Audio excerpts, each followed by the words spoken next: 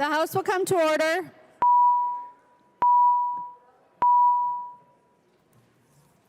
Prayer by the chaplain.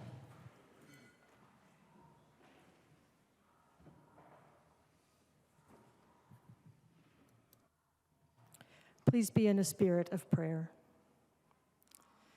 Divine Spirit, thank you for the people who have gathered here today from all corners of our state for the purpose of serving the people of our state. As they go about the work ahead of them this afternoon and for the remainder of the legislative session, we pray that you will fill them with courage. Give them the courage to truly listen to and learn from each other, from their staff members, from their advisors, and from their constituents. Give them the courage to stand up for what they believe in, even when it's hard.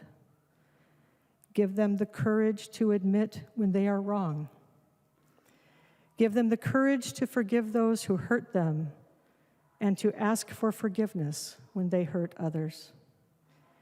Give them the courage to tell the truth, even when the truth is unpopular. Give them the courage to be firm and still flexible.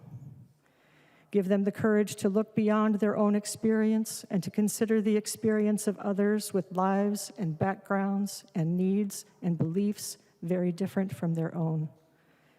Give them the courage to assume the best of each other. Give them the courage to care for themselves in a society where we are encouraged to work, work, work. Give them the courage to do this difficult work with integrity, remembering that each person who will be affected by their actions is your beloved child. Amen. The chaplain for today is Reverend Rebecca Fletcher, retired hospital chaplain from Lino Lakes, Minnesota. Pledge of Allegiance. Please remain standing and recite the Pledge of Allegiance to the flag of the United States of America. I pledge allegiance to the flag of the United States of America and to the republic for which it stands, one nation, under God, indivisible, with liberty and justice for all. The clerk will take the roll.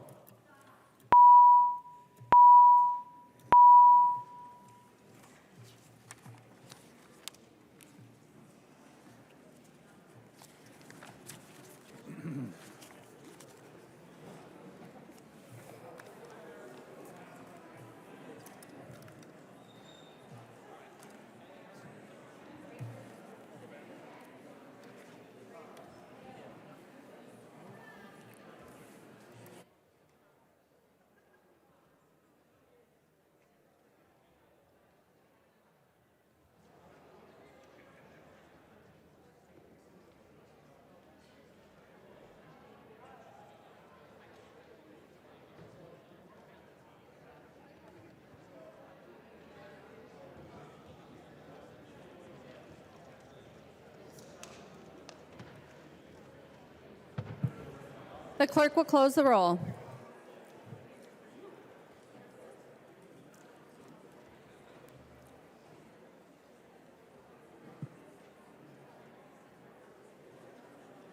A quorum is present. The clerk will read the journal of the preceding day.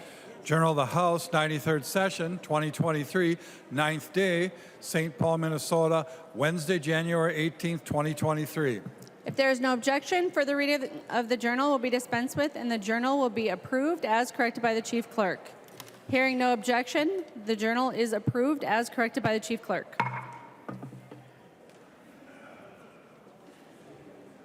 Reports of standing committees and divisions. A copy of this order of business is online. If there is no objection, the reports will be adopted. Hearing no objection, the reports are adopted. Second reading of House files. Second reading House File number 7. Second reading. Second reading House File number 42. Second reading. Second reading House File number 48. Second reading. Second reading House File number 52. Second reading. Second reading House File number 56. Second reading. Second reading House File number 111. Second reading. Second reading House File 244. Second reading. And second reading House File 321. Second reading. Introduction of bills. The following House files have been offered for introduction today. The chief clerk will report the House files and give them their first reading. Introduction and first reading of House Files 534 through 636. First reading, House Files 534 through 636.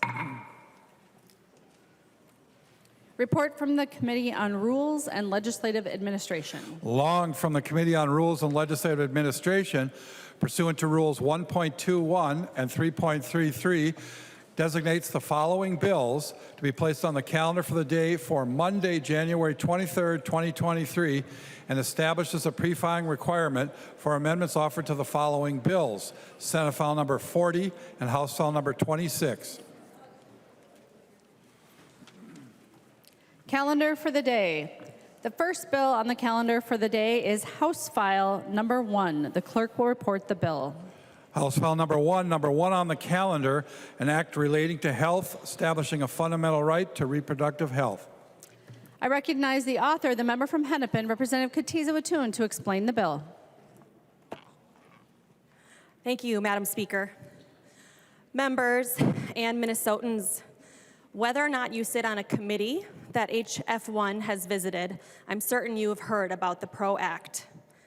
This bill protects Minnesotans' right to contraception, the right to carry a pregnancy to term, the right to abortion, and ensures the right to privacy for personal reproductive health decisions. And I am proud to be bringing it for you today. I do want to be clear about what this bill does, because it is not just an abortion bill. It does guarantee the fundamental right for every Minnesotan to make personal and private decisions about their reproductive health. What it does not do is change the current landscape of reproductive freedom in Minnesota. This is a secondary level of protection to the constitutional freedoms we currently enjoy based on the legal precedent of Doe v. Gomez at the Minnesota Supreme Court. This bill does guarantee the right of a Minnesotan to carry a pregnancy to term. It does not allow anyone to dictate the decisions you make about your body. We are not here to debate whether or not you would choose to get an abortion. This bill is not about me or anyone in this room, but as Minnesotans, we all come to this body from varied backgrounds and lived experiences, and I do want to take the time to recognize that. After years of waiting and wishing and failed fertility treatments, my husband and I adopted 3 beautiful children. 6 months later, I was pregnant. Now with 4, our hands are full, and so are our hearts, and we have more Legos than I can count. That was the right decision for my family, but I know that not every positive pregnancy test is a celebration, and not every ultrasound appointment ends with good news. And I, as a politician, have no business making that decision for someone else. We are here to represent the people. We are here to represent Linda, who before Roe was denied birth control without her husband's permission, unable to legally make that decision for herself. We are here to represent John, who before Roe saw the effects of illegal abortions as he watched patient after patient die of complications, having not been able to legally make that decision for themselves. We are here to represent Catherine, who before Roe watched her best friend, abandoned by her family and her partner after becoming pregnant, die trying to give herself an abortion with a knitting needle, unable to legally make that decision for herself. We are here to represent Liz, who came to testify in committee for this bill and who was thrilled to find out that she was pregnant with her second child. Liz wanted that baby boy with all her heart. But at 18 weeks, she received the devastating news that that pregnancy was incompatible with life. Under the protection of Doe v. Gomez, she made the impossible decision to have an abortion. We are here to represent Deborah, who came to committee to testify for this bill and reminded us that just across the river in Wisconsin, they are operating under an abortion ban that was passed in 1849. 71 years before women had the right to vote. Before us today is an opportunity to do better. And I'm here to represent my daughter. I'm fighting for her and for the world that I want her to grow up in. It's my hope, members, that today we can have a respectful debate grounded in truth. We are passionate people who have the duty of representing our neighbors in this chamber. Emotions may run high, but everyone casting a vote for this bill today was elected by our neighbors to come here and represent them. We owe it to them, the people of Minnesota, to leave inaccurate, inflammatory, and irresponsible statements out of this conversation. I know that we will do right by Minnesotans. Thank you, Madam Speaker. There's an amendment at the desk. The clerk will report the amendment.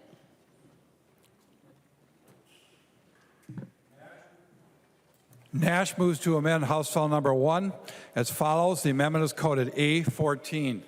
The member from Carver, Representative Nash. Madam Speaker and members, this is an important bill. It's going to send a message to all Minnesota that my personal perspective, this is a very extreme bill, the most extreme abortion bill in the entire U.S. It has zero guardrails, and I'm going to offer this amendment as a common sense amendment. The amendment would delete subdivision 5. It's very simple. In deleting subdivision 5, members, what we're saying is, and I hear this regularly from you, that local control matters. I have offered a number of bills and amendments that, in your opinion, strip away local control, and I hear from almost all of you who are returning members about how horrible that is and how we should not strip away local control, and then you rush towards stripping away local control. There are likely cities and counties and other units of government across our state that may say, we do not wish for this to happen in our jurisdiction. And if they so choose that, from past experience, from hearing you tell me that local control matters, I would expect to see a good number of you put up green votes on this amendment that I am asking for a roll call, Madam Speaker. Representative Nash requests a roll call. Seeing 15 hands, there will be a roll call. Representative Nash. Members, if you put your money where your mouth is in years past, now is the time to say that a local unit of government can have the ability to say we do not wish this to happen here. That they recognize, in their opinion, by being the closest elected official to the jurisdiction that they represent, that they see that this is an extreme bill. Extreme bill. And in their eyes, I'm going to agree with them.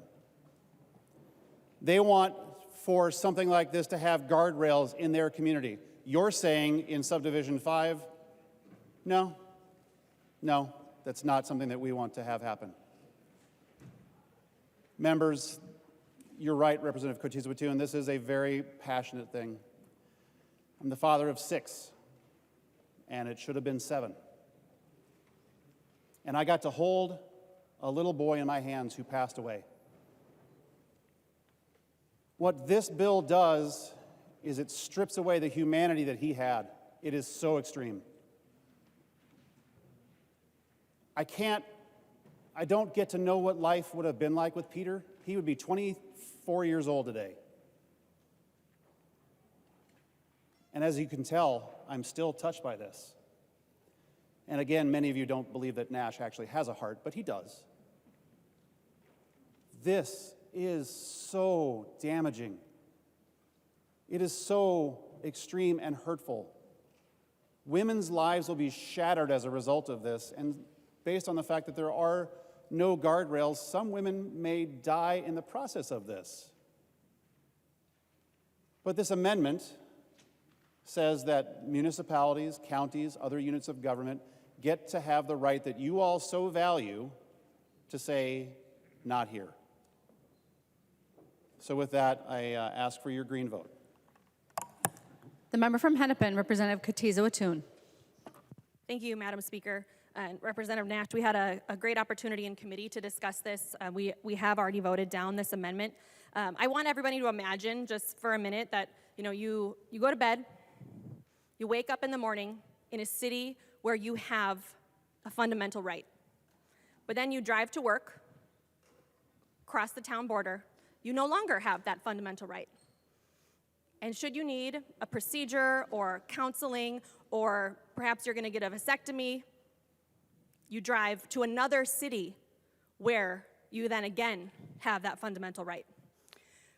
Since the overturning of Roe v. Wade, the United States is a patchwork of abortion access, and Minnesota is an island in providing this health care.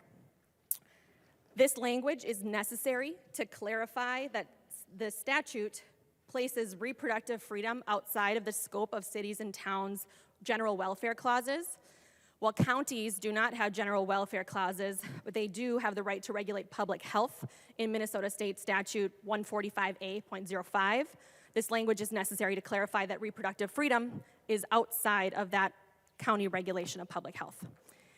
Members, in your packets, I believe it's the fourth, well, at least in mine it's the fourth, there is a letter of support from Attorney General Ellison, and he does discuss briefly the ordinance that one of our former members was trying to pass in Princeburg, and in his advisement to the Princeburg City Council that proposed amendment was unconstitutional and preempted by state law under Doe v. Gomez. So subdivision 5 in this bill just includes that same protection via the Doe v. Gomez decision, and it's important that we keep it in the bill, so I would ask members to vote no. Any further discussion on the Nash amendment? Representative Nash. Thank you. Well, I have to tell you that I don't find that particularly compelling. Add on to the discussion that many of you reside in a sanctuary city, and you value those sanctuary cities, and you applaud those sanctuary cities for saying we will not allow certain things to happen in this city, or we are trying to encourage a lack of prosecution in these sanctuary cities. You're effectively doing one thing on one hand and denying it on the other. You're applauding those places, saying, oh, great job, and you're taking it away in this bill. Again, I'm just disappointed that it is that short-sighted and hypocritical that you praise and you worship at the altar of local control, and now you're trying to rip it away. Once again, members, vote green. The clerk will take the roll on the Nash amendment.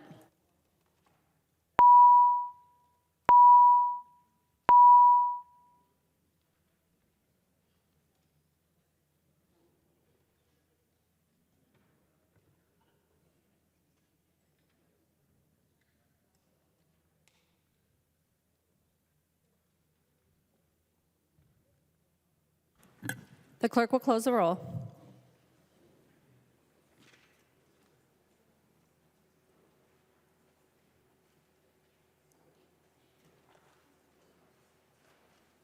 There being 65 ayes and 69 nays, the motion does not prevail. The amendment is not adopted.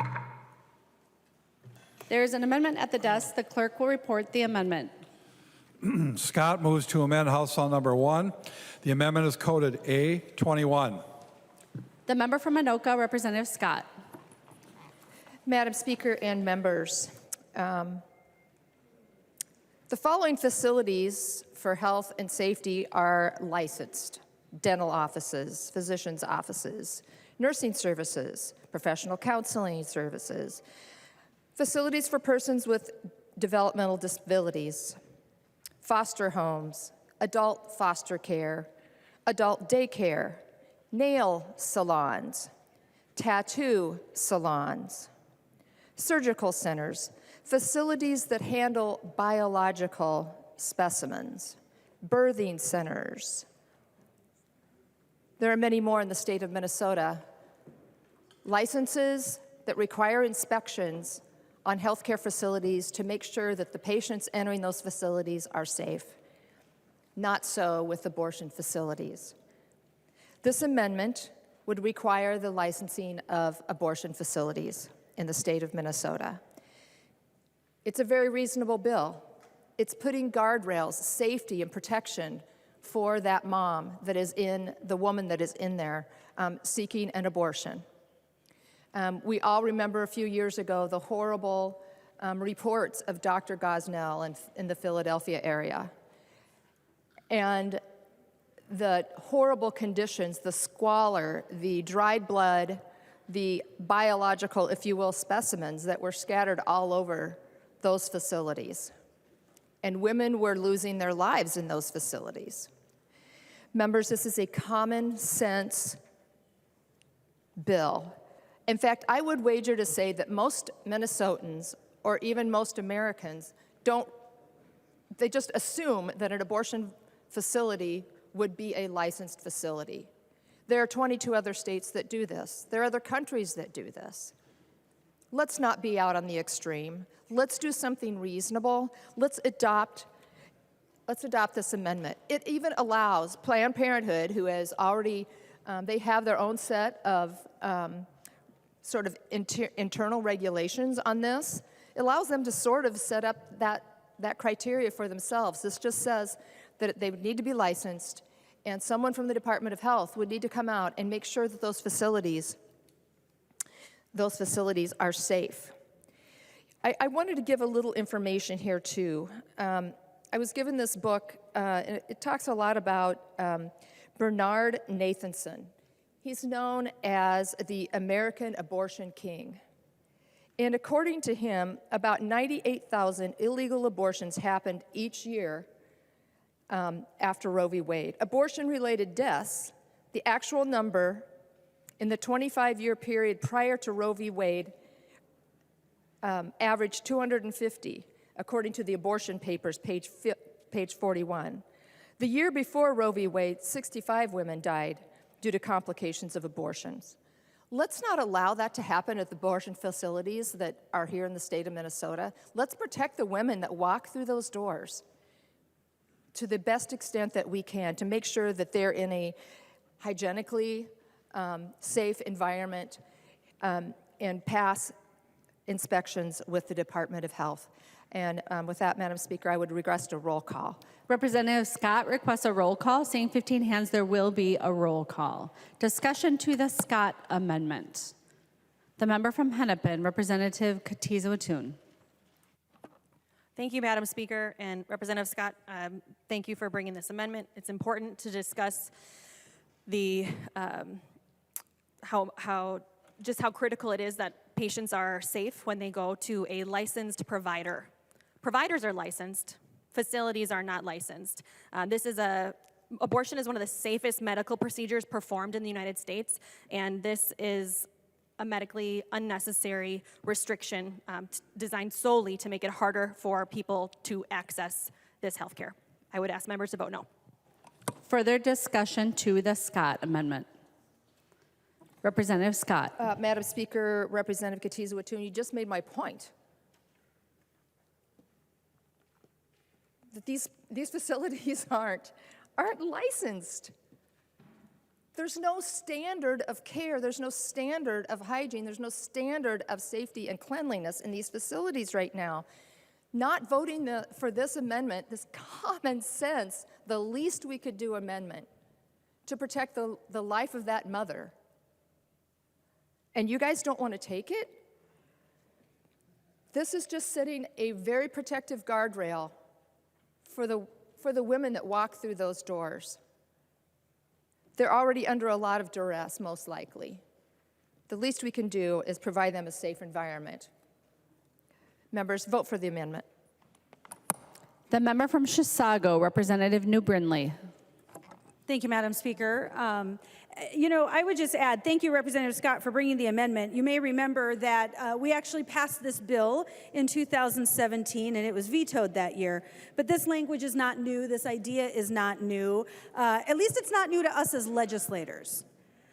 But I'll tell you what, when you talk to Minnesotans, when you talk to your friends, when you talk to your neighbors, and they find out that an abortion facility is not licensed, is not regulated, is not inspected in the state of Minnesota, that is certainly news to them. It's shocking. Anyone I talk to about this, they can't believe it. It is so shocking. In fact, I was talking to a good friend of mine who owns a salon, and for a long time she did manicures as part of her salon services. But the inspections and regulations were so egregious on her nail salon that she actually removed that part of her business. It was so egregious. She literally could not manage that in a salon of all things. So these are the kinds of things we license and regulate in the state of Minnesota. And we do that for safety, right? When you're talking about a nail salon, you're talking about tools that might, there might be a nick in a finger or something like that. There's risk of infection. There are legitimate risks associated with that. And therefore, as a state, we choose to license those facilities so that we can make sure that Minnesota regulators can go in, make sure that sterilization protocols are being followed, that the facility is clean, that they're following and monitoring all of the reporting requirements. We do that for a really good reason, and we do that with, oh my goodness, almost everything. We do that in our dental clinics. We do that in nail salons. We do it across the board, and yet we're not going to license facilities that are performing abortions in their facility. These are invasive procedures. I mean, we'll talk about this in a minute, but we are talking about really invasive procedures. Things that absolutely, you think that can't lead to infection? More so than a hangnail at a nail salon? Like, this is silliness. It's so silly that we are having this conversation. Frankly, if we can't even license an abortion facility, I mean, everything about this underlying bill language is extreme, but if we can't even license a facility and make sure that that facility is regulated and inspected and found to be safe for the women receiving those abortions, I don't even know what we're doing here. Representative Kotyza-Witthuhn. Thank you, Madam Speaker. I am rising just to share something even more shocking based upon what colleagues across the aisle have said. Dental facilities aren't licensed in Minnesota. Dentists are licensed. So dentists are in, they're flossing our teeth, they're getting all sorts of bacteria and everything everywhere. Some dental procedures are very invasive, too. My au pair just had her wisdom tooth removed, and she was down and out for like 5 days. So this is medically unnecessary. Again, abortion is one of the safest medical procedures done in the United States, and I would ask members to vote no. Thank you. Further discussion to the Scott amendment? Seeing none, the clerk will take the roll on the Scott amendment.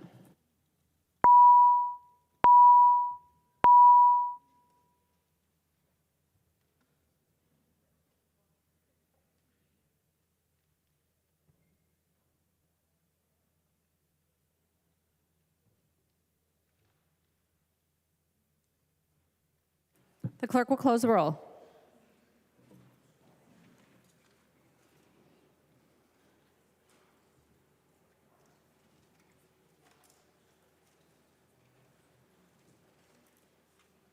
There being 65 ayes and 69 nays, the motion does not prevail. The amendment is not adopted. There's an amendment at the desk. The clerk will report the amendment. Niska moves to amend House File Number 1. The amendment is coded A15. The member from Anoka, Representative Niska. Madam Speaker and members, I rise to offer the A15 amendment, but as I do so, it's very important to clarify that the words in this amendment are not my words. They are not the words of Representative Harry Niska of Ramsey, Minnesota. They are the words of Justice Harry Blackman from Ramsey County, Minnesota, in the majority opinion in Roe versus Wade. So this amendment is to help you folks to codify Roe. We've heard over and over again on the campaign trail that all the Democrats want to do is to codify Roe. We've heard members of this body refer to this bill as the Codify Roe Amendment. We've heard the media refer to this bill as the Codify Roe Amendment, but it is not. It is not if this amendment is not adopted. The way that the current bill is written is far, far more extreme than Roe versus Wade, which was a much more reasonable, measured approach to this difficult emotional issue than the bill that is before us today.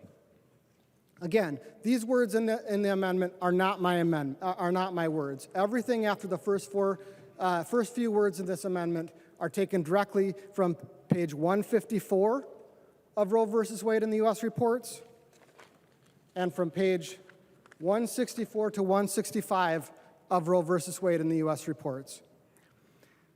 This simply asks us as a body to recognize the health of women and to recognize the state's interest in potential life. Those words are not the words I would use. This does not strike the balance that I would want to strike, but this is an attempt to make this bill just a little bit more reasonable, just a little bit less extreme. So for the purpose of moderation, for the purpose of truly representing all Minnesotans, including our unborn brothers and sisters, please at least include the words that Harry Blackmun saw fit to use about the value of potential life and about the state's interest in regulating health and safety for women. So this is a very important vote. It's going to be a very revealing vote. And Madam Speaker, I request a roll call. Representative Niska requests a roll call. Seeing 15 hands, there will be a roll call. There's an amendment to the amendment. The clerk will report the amendment to the amendment. Agbaje moves to amend the Niska amendment to House File Number 1. The amendment to the amendment is coded A23. The member from Hennepin, Representative Agbaje. Thank you, Madam Speaker. That is my amendment. The amendment essentially simplifies the underlying amendment by making it clear that the state does have an important interest in safeguarding health and maintaining medical standards. This should be a standard across the board, and simply having it as a declarative statement makes it easy and clear for anyone interpreting this law to understand that the state still has an important interest in this area. Thank you. Any discussion to the Agbaje amendment? Representative Scott. Madam Speaker, Representative Agbaje, did you, if she would yield for a question real quick? She will yield. Representative Scott. Thank you. Did you, I know you said safety and health. What, is this the A15? Did you leave out a word life? Isn't that part of it, Representative Agbaje? Representative Agbaje. Thank you, Madam Speaker, and thank you, Representative Scott. Again, the purpose of the amendment is just to make a clear, simple, declarative statement that the state has an interest in protecting health and medical standards, and that is what we are doing today. Thank you. Representative Scott. Well, thanks for that answer, Madam Speaker and Representative Agbaje. You just voted down a protection for health and safety. And now you have an amendment that you want to add it in. But yet you leave life out? This is just stunning, folks. This is so extreme, and you folks, you want to call abortion health care, but you don't want to regulate them like a health care facility. And then you want to add in an amendment that adds health and safety in. I am very confused. I would think that the public is too. But I'm just astonished, Madam Speaker, that this is going on, this back and forth. I'm just astonished at the play on words here. I hope we can do better as we move forward. Any further discussion on the amendment to the amendment? Representative Niska. Madam Speaker, members, Representative Scott is completely right.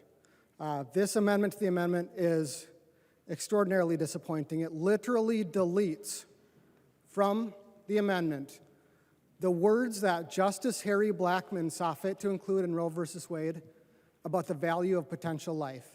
It deletes any value that this body will place on all of our unborn brothers and sisters in Minnesota. Madam Speaker, I have some further comments, but I do request a roll call. Representative Niska requests a roll call. Seeing 15 hands, there will be a roll call. Representative Niska. Thank you, Madam Speaker. This is not a theoretical issue, members. In 2011, when this body was debating the value of unborn life, my son, Jude, sat in this chamber in utero. My wife was a legislative staffer in May 2011. He was about the gestational age that this body was arguing over whether his life had any value. There are thousands of Minnesotans our unborn brothers and sisters today. And there are millions to come.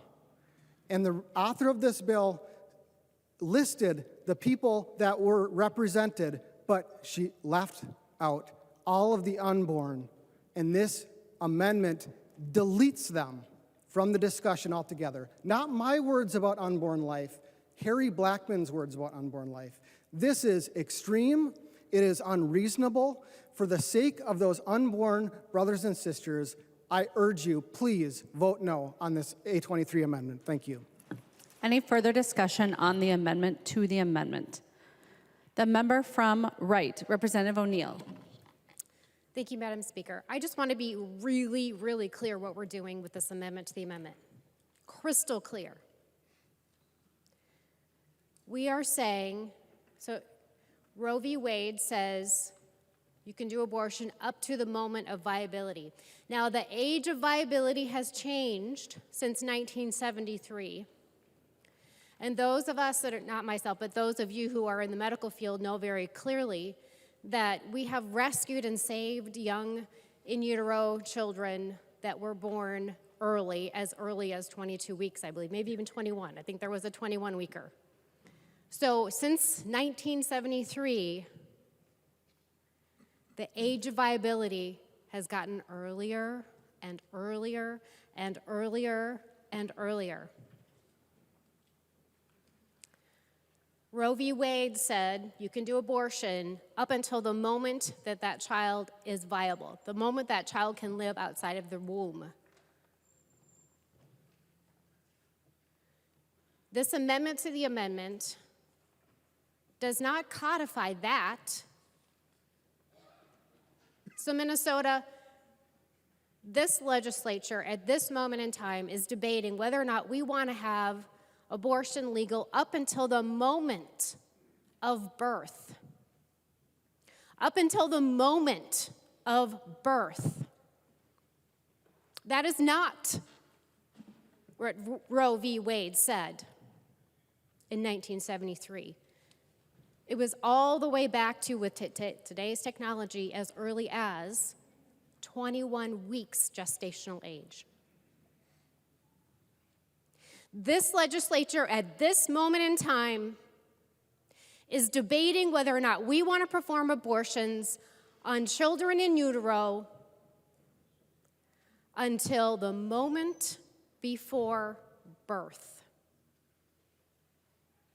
I want that to sink in. That is extreme. I don't know who in the state of Minnesota, when whoever was at the doors, that's what I've heard over and over again, said, I want to be able to have an abortion up until the moment before I give birth. But that, in fact, is what we are debating with this amendment. Let's be really clear what we are talking about. Are we going to codify abortion up until 21 weeks of gestational age? Or are we going to allow abortion in Minnesota up until the moment before that child is born naturally? That's what this amendment is about. And by doing this amendment to the amendment, it pushes that date all the way until the moment before that child is born. Any further discussion? Seeing none, the clerk will take the roll on the amendment to the amendment, on the Agbaje amendment.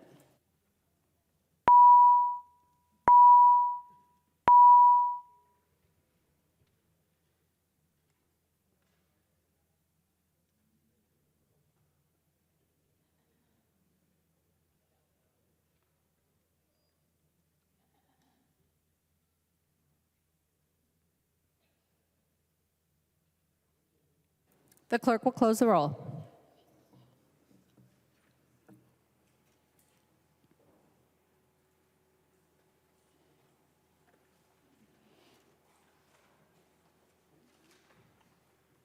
There being 69 ayes and 65 nays, the motion prevails. The amendment to the amendment is adopted. Representative Niska.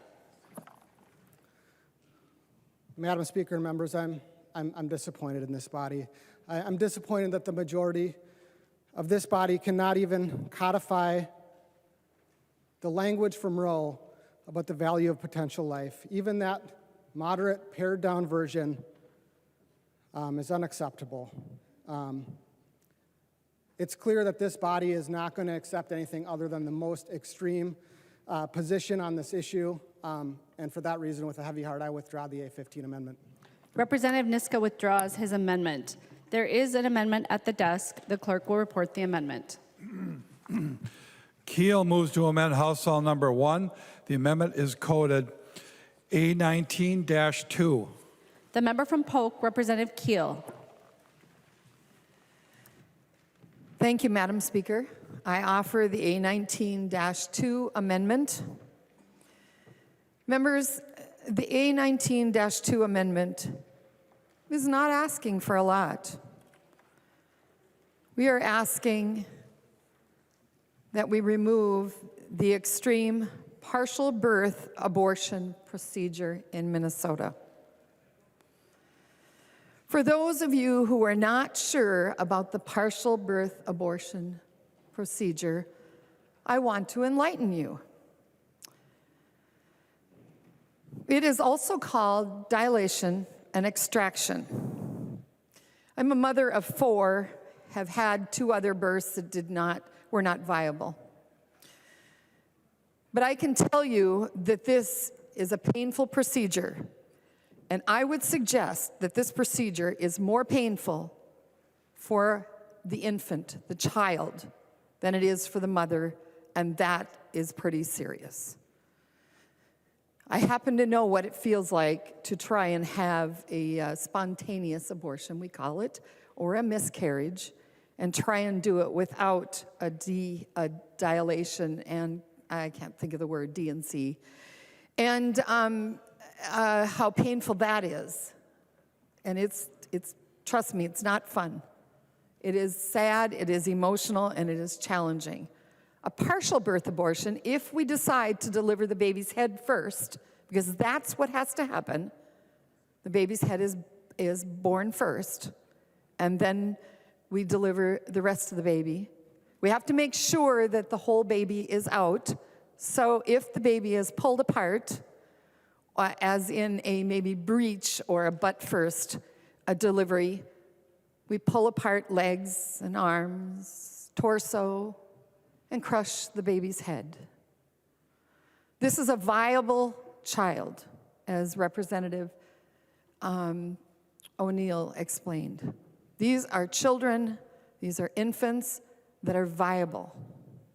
I have been blessed with 20 grandchildren. Some of them have come in a rather large size, but a couple of them have come a little early, 4 pounds, 3.9. And the 3.9 little Titus, he's 4 now. He's not tiny anymore, but he was tiny. Little Titus was born early because his brother was sucking all the food, so they had to take them both early. And Titus has not needed any help at all. He breathed by himself right away. He was amazingly strong, and I'm just so pleased with how he has grown. He's a busy little 4-year-old. He and his brother think of all kinds of fun things to do. But when we talk about the partial birth abortion, we are talking about, and I want you to hear this, members, we are talking about ripping a child apart, smashing his brain and sucking out his head. That is what happens. Even the federal government said, this is too extreme. This is what we should not be doing. We're talking about doing this up until the birth of the baby. You can't do a simple abortion when you are 6 months pregnant. The baby has to be crushed and pulled. That's the way it works, unless you want to do a cesarean. Or you could burn the baby, and we have seen children actually born and survive on a saline abortion. There are those. Members, I want you to think about what you're doing here. I'm not asking you to get rid of abortion entirely. I can tell you from rural Minnesota, they are appalled that this is a conversation. You members across the aisle, I have heard from more than one of your citizens. One in particular emailed me, texted me this morning, and said, Mom, I can't get a hold of my daughter. I can't get a hold of my legislator. They won't answer the phone. I can't leave a message. You're not even hearing from your constituents. Someone else said to me, you know, I didn't want abortion to be gone, but I certainly did not want this. And I'm trying to tell my legislator that I don't want this. I think you better start listening to the public. I know this was a message in the campaign trail, but it certainly wasn't a message in rural Minnesota. And they are not happy. They are appalled that this is what you think should happen. I think if I wasn't so angry, I would be in tears. I don't tend to be much of a dramatic person. But this just makes me sorrowful to think that you think this is okay, that this is provided for, and this is good for women. I think this is tragic for women. And we talk about all the people that are having trouble, that commit all kinds of challenges. And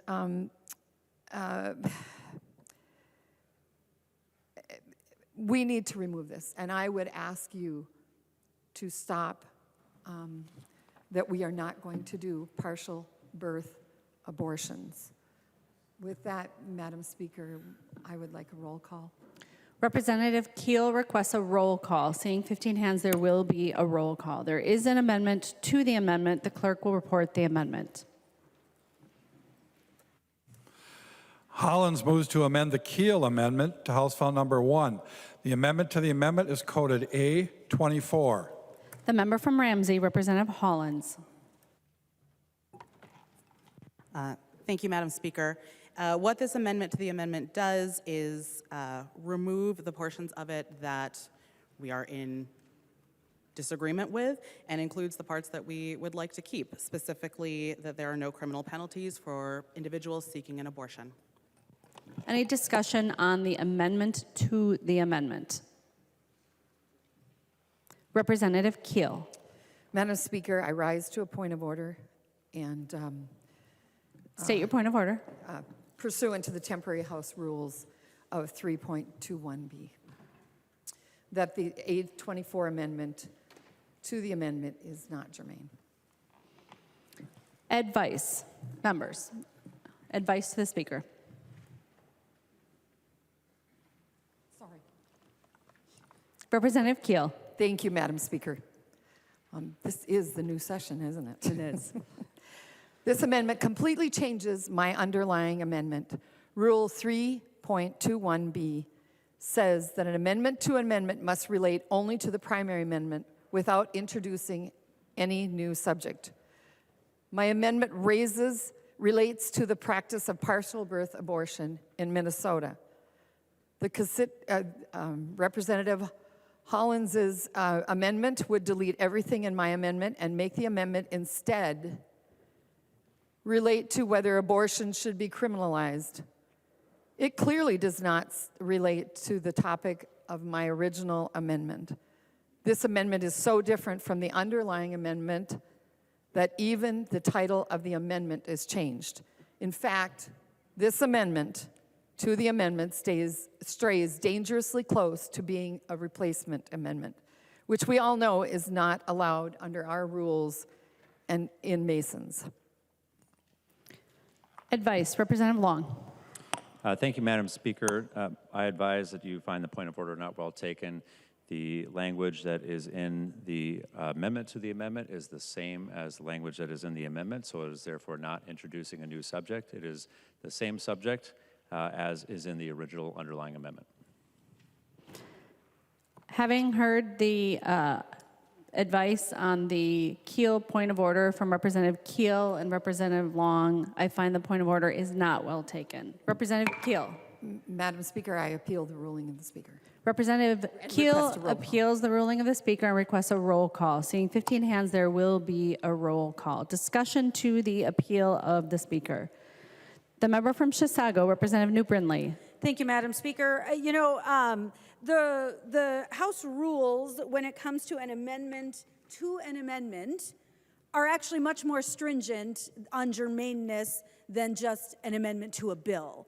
And frankly, when you have to change the title of the amendment to make your amendment to the amendment work, that's changing the underlying amendment entirely. It is a different amendment. It has entirely different meaning than the underlying amendment. It is clearly not germane. I mean, come on, guys. I get that you don't want to vote on some of this hard stuff, but good grief. This completely changes the underlying amendment. Discussion. Representative Long. Thank you, Madam Speaker. I would ask that members would uphold the ruling of the Speaker and vote yes.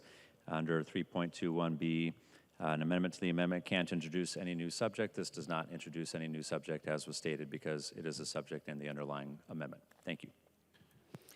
The question before the body is, shall the decision of the Speaker stand as the judgment of the House? A yes or a green vote supports the ruling of the Speaker. A no or a red vote goes against the ruling of the Speaker. The clerk will take the roll on the appeal.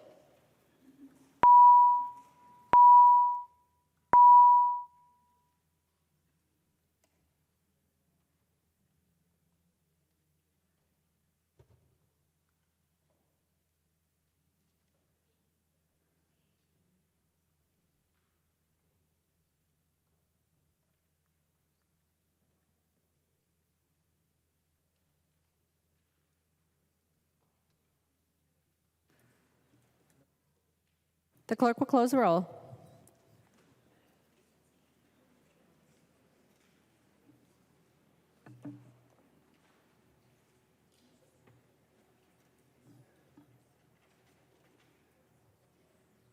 There being 70 ayes and 64 nays, it is the judgment of the House that the decision of the Speaker shall stand. We are on the amendment to the amendment, the Hollins amendment to the Keel amendment. Discussion. Representative Keel. Thank you, Madam Speaker. I would request a roll call for the Hollins amendment. Representative Keel requests a roll call. Seeing 15 hands, there will be a roll call. Further discussion on the Hollins amendment. Seeing none, the clerk will take the roll.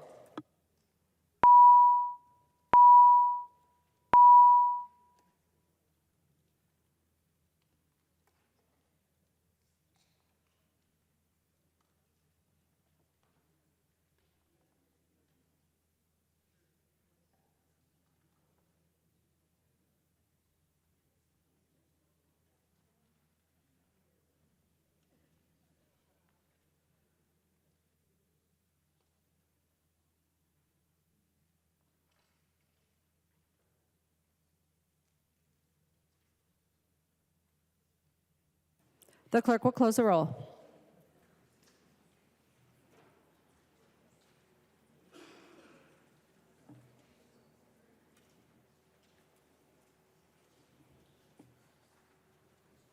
There being 69 ayes and 65 nays, the motion does not prevail. The motion prevails. The amendment is adopted. On the underlying Keel amendment, Representative Keel. Thank you, Madam Speaker. I would remove the request to remove the roll call. Representative Keel requests to remove the roll call on the underlying amendment. Representative Keel. Thank you, Madam Speaker. I'm saddened and I am disappointed. I hope you think about this a while, and not even a while. This has changed the whole bill. It's unfortunate. And what really disappoints me is you really don't see the viability of that life and the mother's life. I know you think you do, but you are not. And of course, that's my thought process, but it really saddens me that Minnesotans are now going to have something they had not intended on. And I think you're going to find that in your constituents. I'd suggest you go back and talk to them and let them know what a partial birth abortion is and how awful this is. Thank you, Madam Speaker. Any further discussion on the Keel Amendment as amended by the Hollins Amendment? Representative Kotyza-Witthuhn. Thank you, Madam Speaker. Members, I would ask you to vote no. Any further discussion? All those in favor, please say aye. All those opposed, please say no. The motion does not prevail. The amendment is not adopted.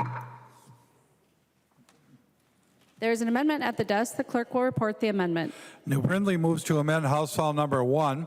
The amendment is coded A22-2. The member from Chisago, Representative New Brindley. Thank you, Madam Speaker. The A22 amendment, as Representative Kotyza-Witthuhn indicated earlier, some of these amendments have been offered before, but we think the full body should have an opportunity to vote on these amendments and not just those few members who were in committee. Frankly, right now, the underlying bill language allows for abortion for any reason, via any method, at any point in pregnancy.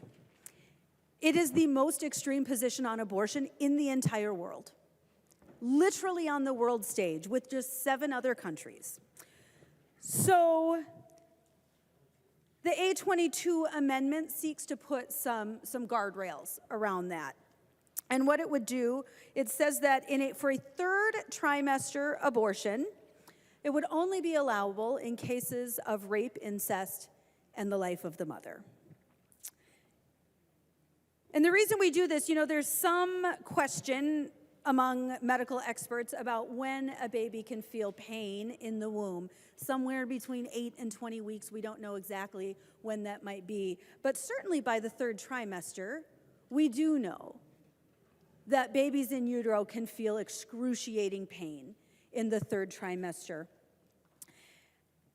And the 3 most common procedures used in a 3rd trimester abortion, and I apologize ahead of time, are pretty heinous. One method of aborting a baby in the 3rd trimester, one of the 3 most common methods, is that of dismemberment. And that is exactly what it sounds like. A baby is literally torn inside the womb. And typically, it's pretty gruesome, it's pretty graphic. Tools are inserted into the uterus. They grab what they can grab, and they pull. And whatever comes out, comes out. After that's done, that baby has to be reassembled to ensure that they got every piece out, one by one.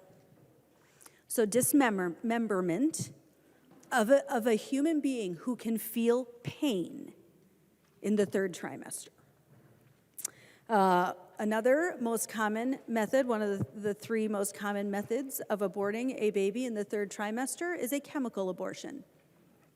In this method, a chemical is inserted and a baby is literally burned alive.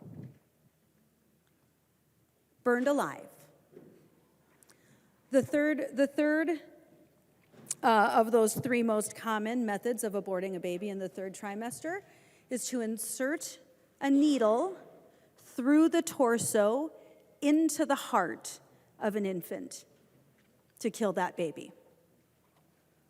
That is how we perform abortions in the 3rd trimester.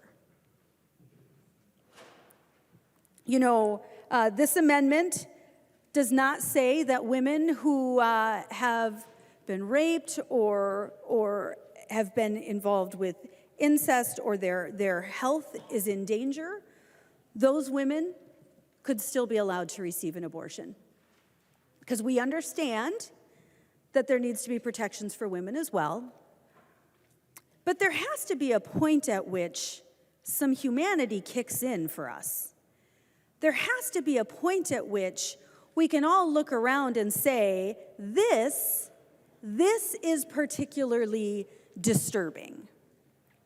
And I would just make a point that, if you did these things to a baby just a week later, a day later, if that baby was outside of the womb and you did these things, again, a day later, not only would you be charged with murder, but that would be aggravated. A judge would consider those aggravating circumstances for how heinous that kind of crime would be. We are offering what we believe are very reasonable amendments to this bill. We are not neutering this bill like what was done to Representative Keel's amendment. We're not doing that to this underlying bill. We're not trying to do that. We're not trying to delete your language. We're just saying that there should be some reasonable guardrails around what we're doing here. And certainly saying that an abortion needs to be performed in the first trimester or the second trimester is a reasonable guardrail. At some point, we need to be willing to consider a little humanity and what might be happening in that little body in the womb in the third trimester with those really gruesome methods of abortion. And I would ask for a roll call vote on this amendment, Madam Speaker. Representative New Brindley requests a roll call. Seeing 15 hands, there will be a roll call. There's an amendment to the amendment. The clerk will report the amendment. Jordan moves to amend the New Brindley amendment to House File Number 1. The amendment is coded A25. The member from Hennepin, Representative Jordan. Thank you, Madam Speaker. I'm glad to see that we all think it should not be a crime for Minnesotans to make choices about their health care, which is what my amendment does. I trust Minnesotans to make those choices. Discussion on the Jordan amendment to the amendment. Point of order, Madam Speaker. Madam Speaker. Representative Dowd, state your point of order. Thank you, Madam Speaker. I rise to a point of order under Mason's Manual, Section 401 and Section 398. I can read them to you, actually. Mason's Manual, Section 401, Part 4, an amendment identical to one previously decided on the same bill is not in order. And Section 398, Part 2, when a proposed amendment has been defeated on the same amendment may not be proposed again without first reconsidering the vote by which the amendment lost. It is clear that in this chamber we don't do the same motion multiple times. This actual amendment would turn the New Brindley amendment into an amendment that was already decided in this chamber. That amendment was the Keel amendment that was then amended by a Kotyza-Witthuhn amendment to the amendment. So that was the A19, and then once the A24 was added, if this amendment were to be added to this bill, it would be the exact same amendment. And it's not just that that amended amendment would be out of order. This vote right here is out of order because this is actually the same vote that we just took. This is a vote to say we want to turn it into the exact same language as the previous question that we just considered here in this body. So we have a long history of not doing this in this chamber. I understand that these amendments are designed to kind of soften these underlying amendments so that more members can vote for them from your side of the aisle. I appreciate that. However, this particular effort on this amendment is clearly out of order according to not only Mason's Manual, but according to our precedents here in the House and the way we've conducted ourselves in the past. So, Madam Speaker, I would ask that you find my point of order well taken and rule this amendment to the amendment out of order. Representative Dowd, I would call your attention to line 1.3 in the Hollins amendment and 1.3 in the Jordan amendment. They are different. Representative Dowd. Representative Long. Thank you, Madam Speaker. I would ask that you find the point of order not well taken because they are not identical if you look at the lines 1.3 and 1.3, as you stated. Thank you. Representative Dowd. Thank you, Madam Speaker. Point of parliamentary inquiry. What part of those two lines is different?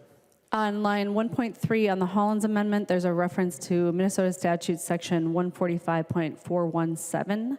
And on the Jordan Amendment, there's a reference to Minnesota Statute 145.418. Yeah, thank you, Madam Speaker. We can put the same language in every section of statute in the entire statute book. We can put it in every one, and it's still the same amendment. It still has the same impact, it has exactly the same language, and it does exactly the same thing. We can put it everywhere in the book. And we all know that it's exactly the same amendment. There isn't a thing on these two amendments that's different. You know, suggesting that we're going to insert it into a different section of statute, they do exactly the same thing. And therefore, it is exactly the same amendment. Doesn't matter. We could insert it. We could vote. I could offer this amendment 75 times tonight in 75 different sections of statute, and I guarantee you before I got to the third one, you would rule every one of the subsequent ones out of order. Because I'm violating this section of Mason's manual. So, Madam Speaker,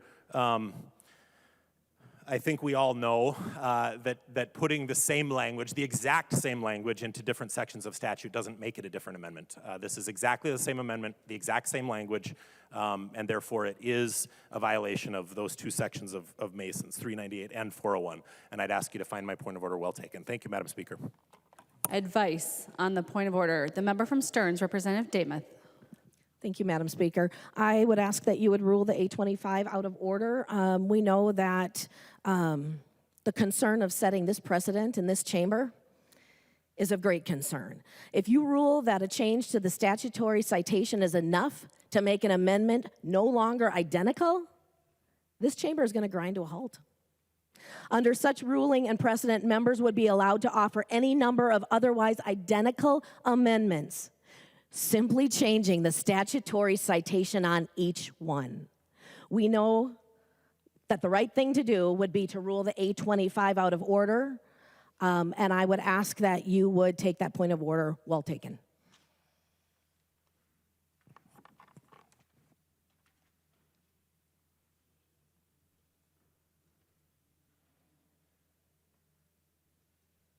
Madam Speaker, advice? Representative Nash, state your advice. Thank you, Madam Speaker. I would remind you specifically that I think it was a year and a half ago that Representative Frazier had a duplicative amendment to one of my amendments, and it was the exact same language. Yes, the references to chapters of law were different, but it was the same language, and you ruled, Madam Speaker, that it was out of order under Mason's 4014. So not only do we have a poorly drafted amendment, but we have precedents that you have yourself ruled on in the past, saying that Representative Frazier's amendment to my amendment twice was out of order. I would hope that you would find the doubt point of order well taken, that you would rule this amendment out of order based on your own behavior in years past. Representative Long, advice. Thank you, Madam Speaker. I just wanted to note that we are not changing the underlying statutes with our amendment. These were the underlying statutes that were in the proposed amendments that we have been amending. So those were in the underlying amendments. All that our amendments are doing is changing the language in them. So we are not making additional, to Representative Doubt's point, we're not changing the section in our amendment to try to get around any rule. The rule says that they cannot be identical, and they are not. Thank you, Madam Speaker.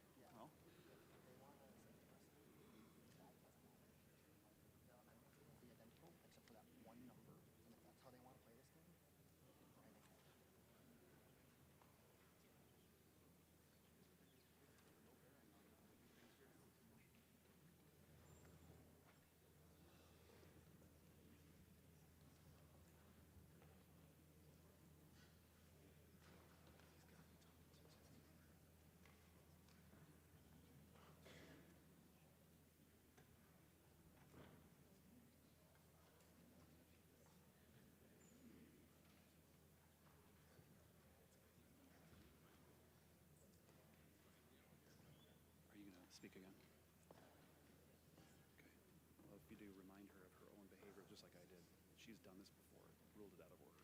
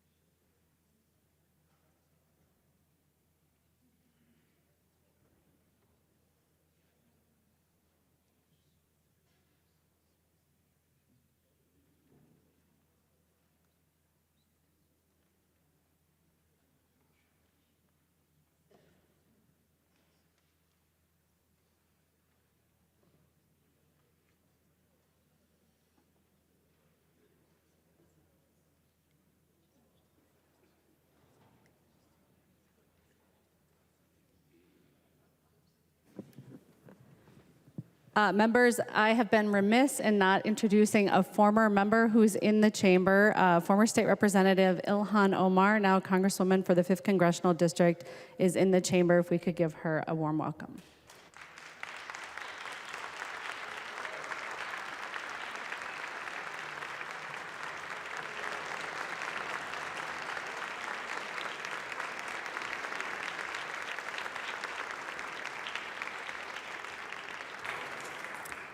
Having listened to the advice of Representative New Brindley, Representative Nash, Representative Damath, Representative Doubt, Representative Long, I find that the point of order is well taken. The amendment to the amendment is out of order. We are on the underlying New Brindley amendment. Representative New Brindley. I would move to overturn the ruling of the Speaker. Oh, I'm sorry. I apologize, Madam Speaker. I was so prepared, Madam Speaker. I was so ready. I thought my people were going to do that. I was so ready.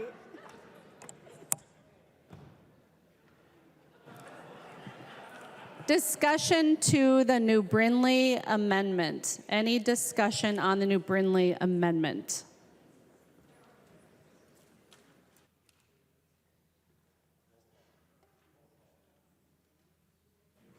There is a roll call on the New Brindley amendment. The member from Hennepin, Representative Kotyza-Witthuhn, to the New Brindley amendment. Thank you, Madam Chair. Members, I would ask you to vote no. Representative New Brindley. Thank you, Madam Speaker. I would certainly ask you to vote yes, but as you are thinking about this vote, I really hope you think about the things that we talked about. I know that we just got a little off track talking about rules, which is not very interesting. But now that we're actually taking a vote on this amendment, I hope you think about these things. And don't think about what I said. Don't think, I mean, frankly, what I say here is not important. What is important is that we're actually thinking about that life, about that person, about that human being who we know in the 3rd trimester can feel excruciating pain. And I will remind you that that pain is inflicted in horrific ways in this 3rd trimester. Dismemberment, being burned alive, having a needle inserted into the heart to kill that infant. I would also remind you that this amendment still allows exceptions. It still allows exceptions for rape, incest, the health of the mother. This is the most reasonable guardrail we could possibly place on House File 1, and I hope you will vote yes. Madam Speaker, I request a call of the House. Representative Damath requests a call of the House. Seeing 10 hands, there will be a call of the House. Members, because during COVID we did not have call of the House, I'm going to explain what a call of the House is. On the call of the House, we will open the board for members to press their button to indicate that they are present in the chamber. And members cannot come and go without catching the eye of the speaker to get permission to leave. So the clerk will take the roll on the call of the House.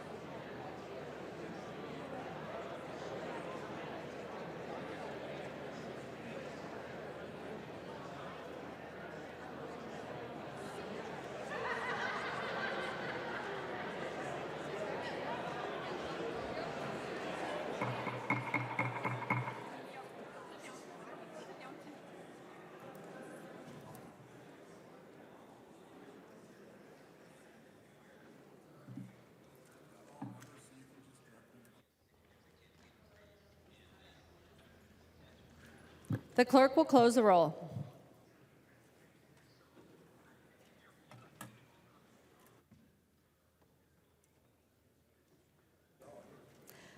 We are on the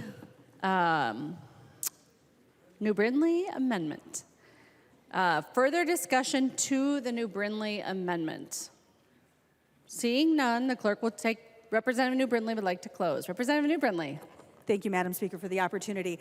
Again, we've had, I know, lots of interruptions and distractions during the debate on the A22 amendment. So I just want to remind folks of where we are on this. Right now, with the underlying bill language, we are looking at the most extreme abortion policy, certainly in the United States, but in the world, along with just 7 other countries. The underlying language allows for any abortion, for any reason, via any method, up until the day of birth. And in fact, I'm not even sure that that's real clearly defined. So what we've been trying to do with these amendments is just add some guardrails around this. 70% of Minnesotans believe that we should have some guardrails around abortion.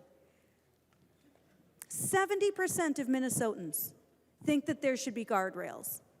And I think that particularly when it comes to the A22 amendment, this is one of those things that is particularly horrific.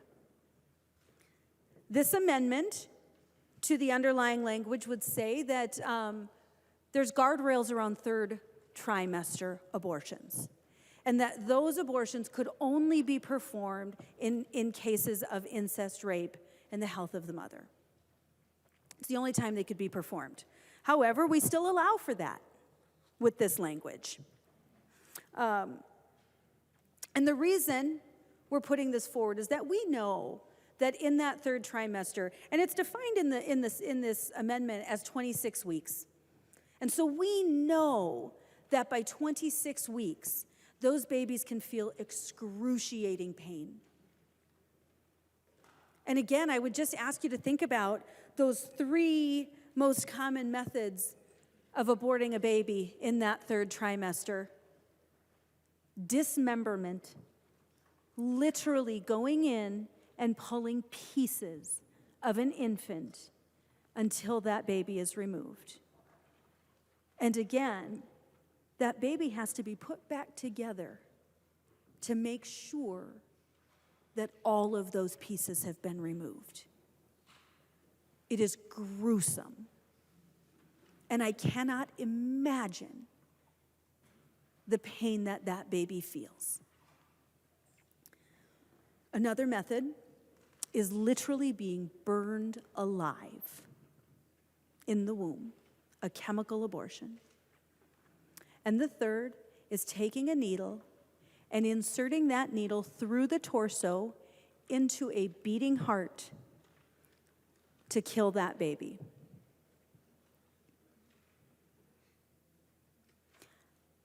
I'm grateful for the opportunity that we have to vote on this amendment. I'm hoping that what this shows us is that there's some humanity here today.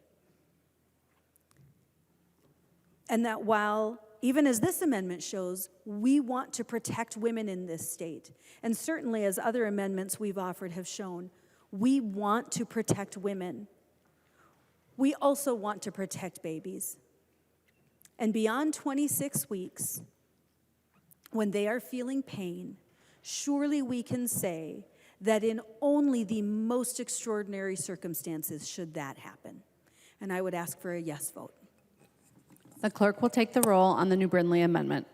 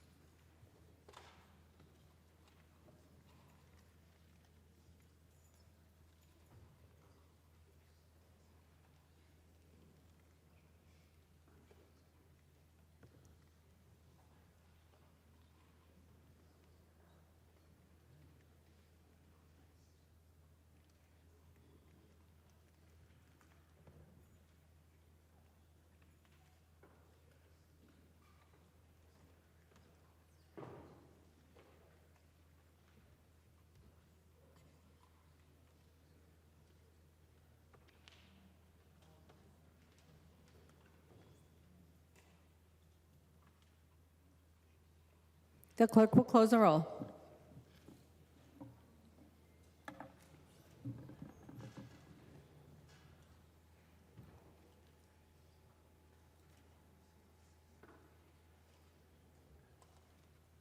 There being 67 ayes and 67 nays, the motion does not prevail. The amendment is not adopted. There are no further amendments at the desk. The clerk will give the bill its third reading. Third reading, House File Number 1. Third reading, House File Number 1. Representative Long. Madam Speaker, I move that the call of the House be lifted. Representative Long moves that the call of the House be lifted. All those in favor, please say aye. Aye. Those opposed, please say no. The motion prevails. The call of the House is lifted. Discussion to the bill. The member from Olmsted?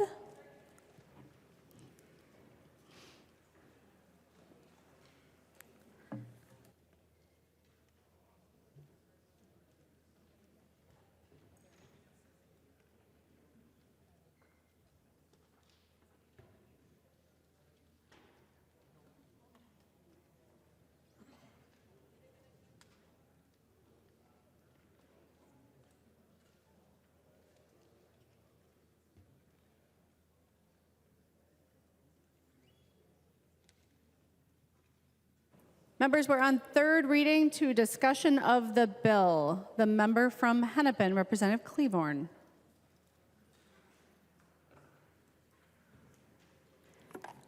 Hold on just a minute.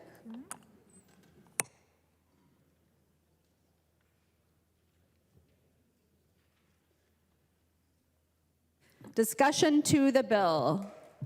The member from Red Wing, Representative Altendorf.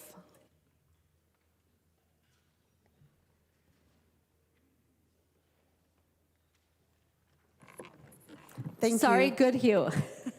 Representative Altendorf. Thank you, Madam Speaker. I stand here today in this body wondering how this became the Minnesota DFL Party's #1 priority, as this was marked House File #1. When I ran for office this year and talked to many people in my district, there was so many concerns with inflation, high gas prices, and so many others that people had. There was a smear campaign against the Republicans. We were outspent something like 1-7. We were called extreme. We were called radical. We were falsely said to the women of Minnesota that we were going to take away their rights. We were told that we did not care about women's health care. I stand here today and I ask Minnesotans, who are the extreme ones? I ask Minnesotans today, how can the majority party get this so wrong? I ask the Minnesotans today, when you voted DFL, did you believe the lies? I ask Minnesotans today, who cares about women's health care? I ask Minnesotans today, did you want to be the most radical, extreme state on abortion laws? I ask Minnesotans today, was this what you voted for? Was this your #1 priority? There was a PBS poll done in 2019 that even said pro-choice voters disagree with third trimester abortions. My DFL friends might want to listen to this. Pro-choice pro-choice voters, a PBS poll 2019, 72% disagree with third trimester abortions. 72%. This is not democracy to push this bill through today. We did not hear from the people of Minnesota. This body is not respecting the voters of Minnesota, not even the pro-choice voters. And I ask Minnesotans, as we stand here today on this vote, knowing that abortion was already legal in the state of Minnesota, knowing that abortion was protected in the Constitution, Minnesota, your voices were not heard by the majority party. Your voices were not heard. We do not want the title of the most extreme state on abortion laws in the state of Minnesota.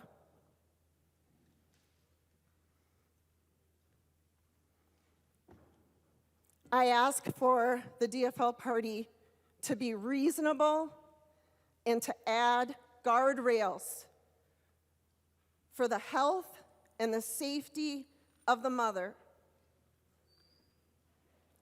I ask the DFL majority to listen to the voters of Minnesota. And if you do not, you are going to wake up a giant here in Minnesota. People that are not going to accept this, because this is not health care. We see through your hypocrisy. We see through the lies. This is not what Minnesota wants. The member from Meeker, Representative Erdahl.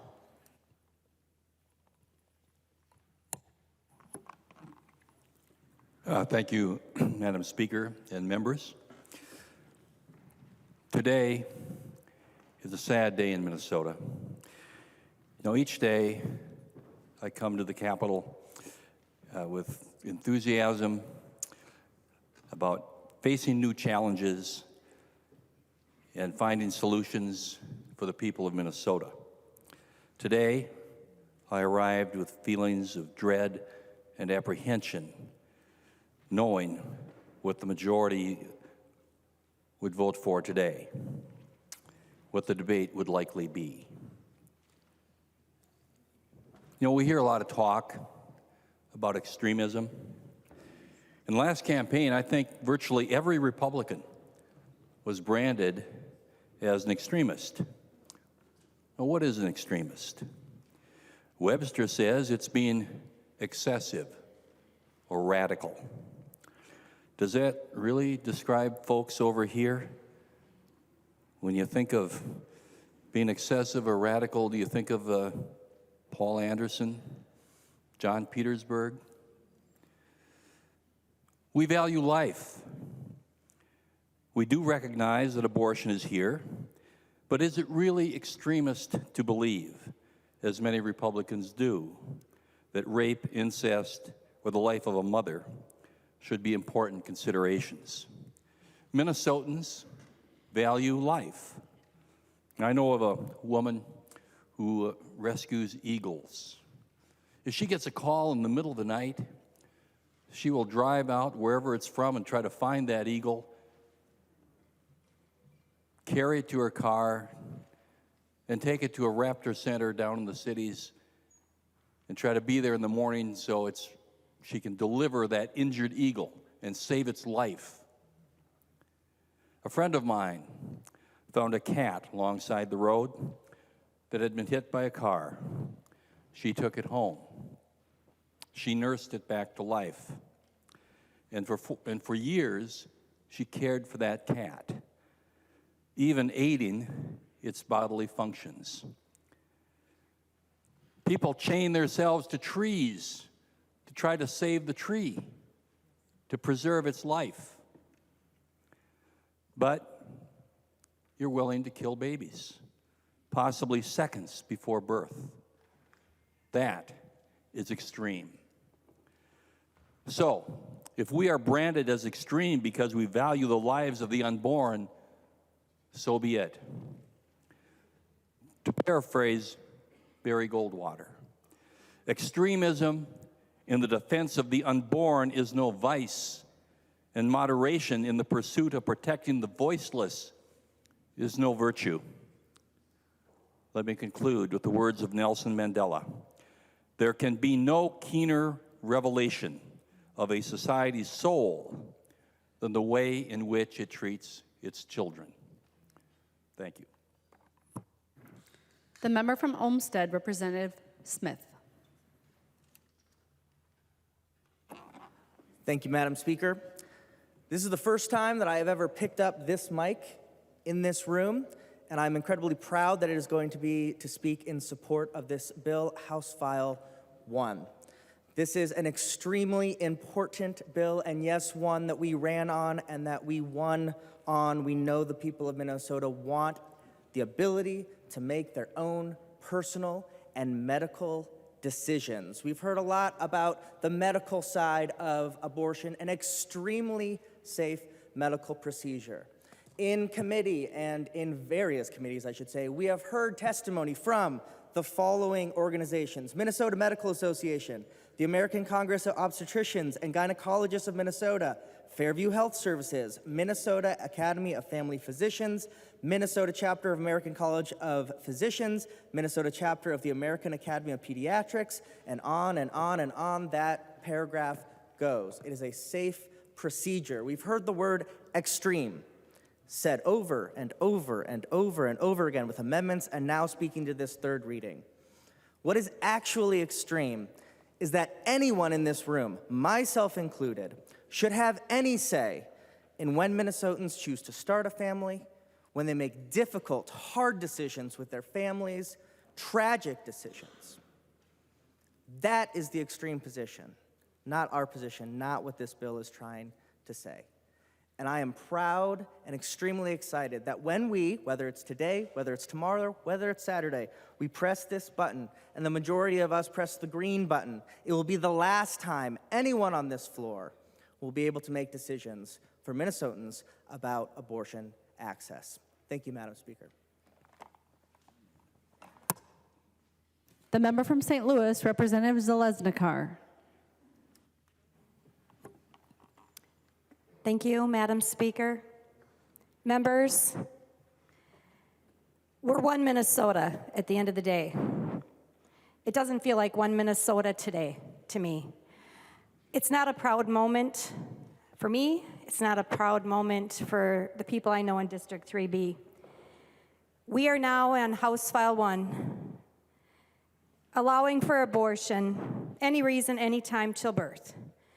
I would say that's extreme. With privilege of a trifecta comes great responsibility. This day will be remembered long past me. Section 1, Subdivision 3 states reproductive freedom. Every individual has a fundamental right to make autonomous decisions about the individual's own reproductive health.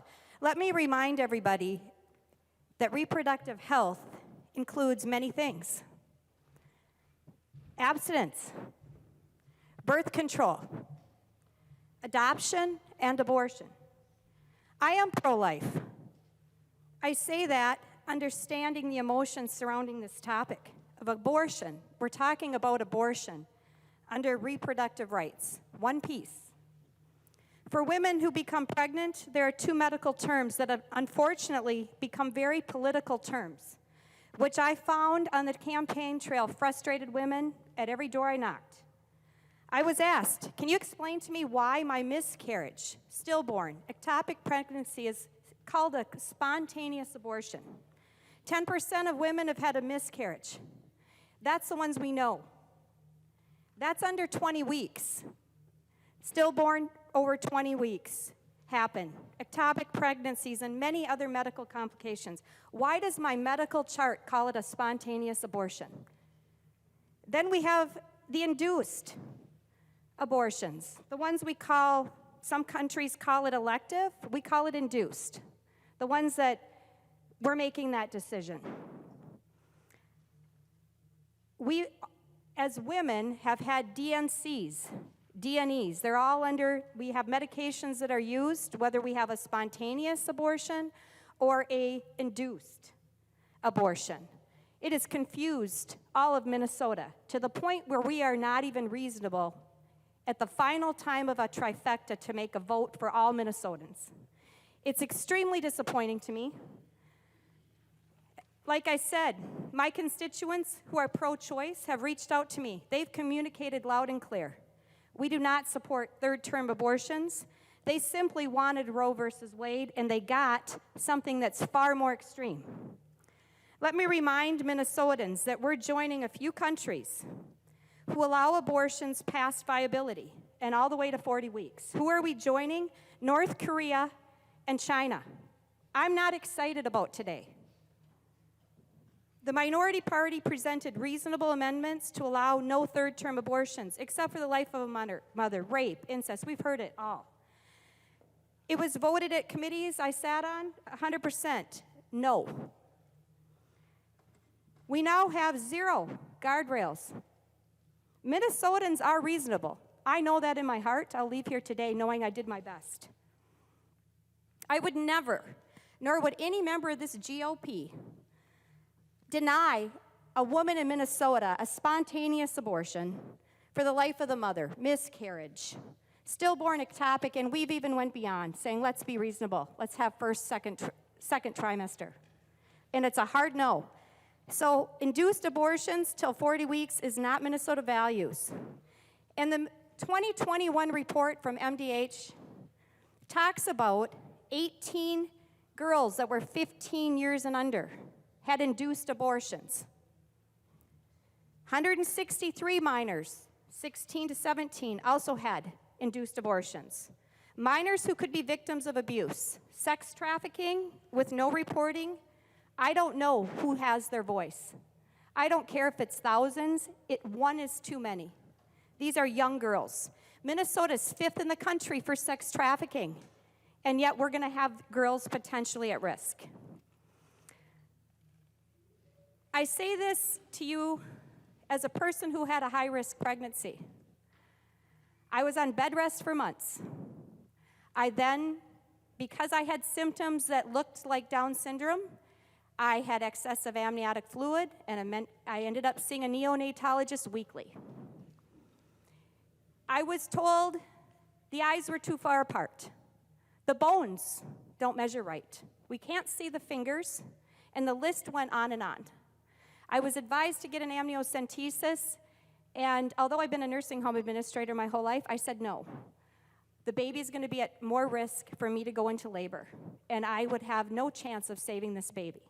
I had no intention of not raising a Downs baby or a baby that wasn't Downs. I was keeping the child.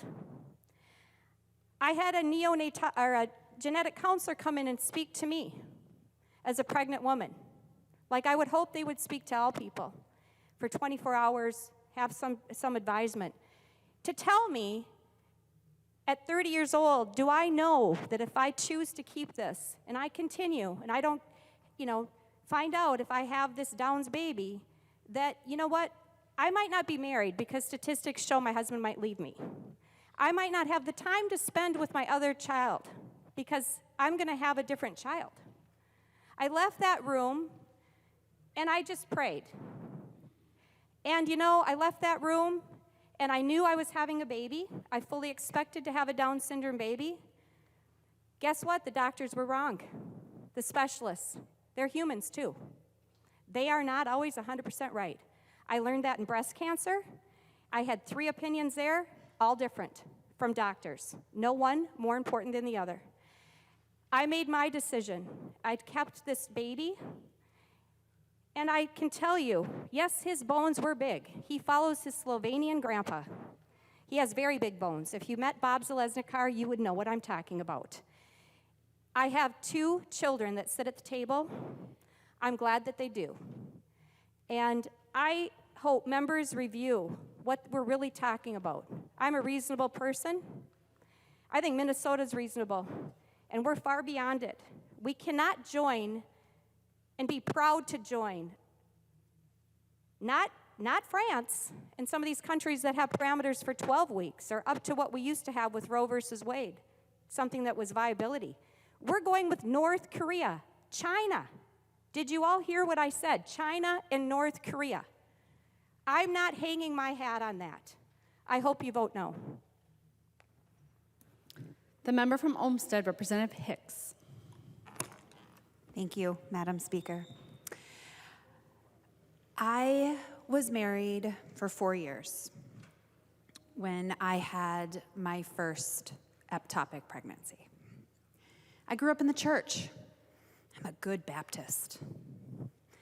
And I went to the doctor with symptoms, and they said, "We think you have an ectopic." And the church taught me that if I prayed hard enough and if I trusted, that baby would be okay, and that the doctors can be wrong, and that humans are fallible. And so I sat in that room with that emergency room doctor, and I said, "Are you 100% sure?" And that physician explained to me that he was pretty sure, but he couldn't be 100% sure unless he did more blood work in 24 hours. But given the symptoms that I was having in that 24 hours, that tube could rupture, and I could die. I didn't have any other children yet. I had been married. I had a house. I was finishing up a master's degree. And I looked at my husband and I said, "What do we do?" And he said, "It's your choice." And the doctor said, "There's a pill that you can take that will save your tube and it will potentially save your life." And I said, "But you said you're not 100% sure. You're not sure." And he said, "I can't be sure for 24 hours, and you might be dead in 24 hours. And so I left that emergency room with my husband crushed, and I did not take that pill.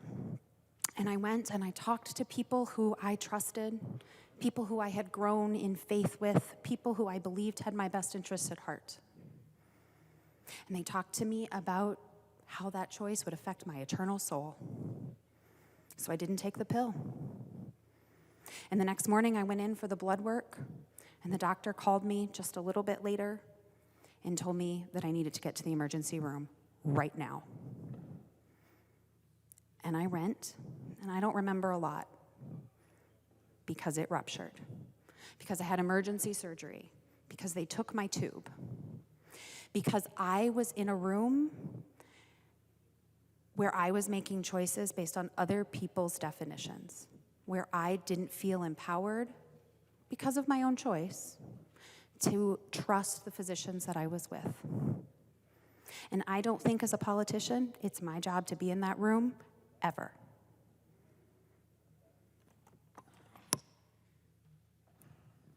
The member from Hennepin, Representative Robbins.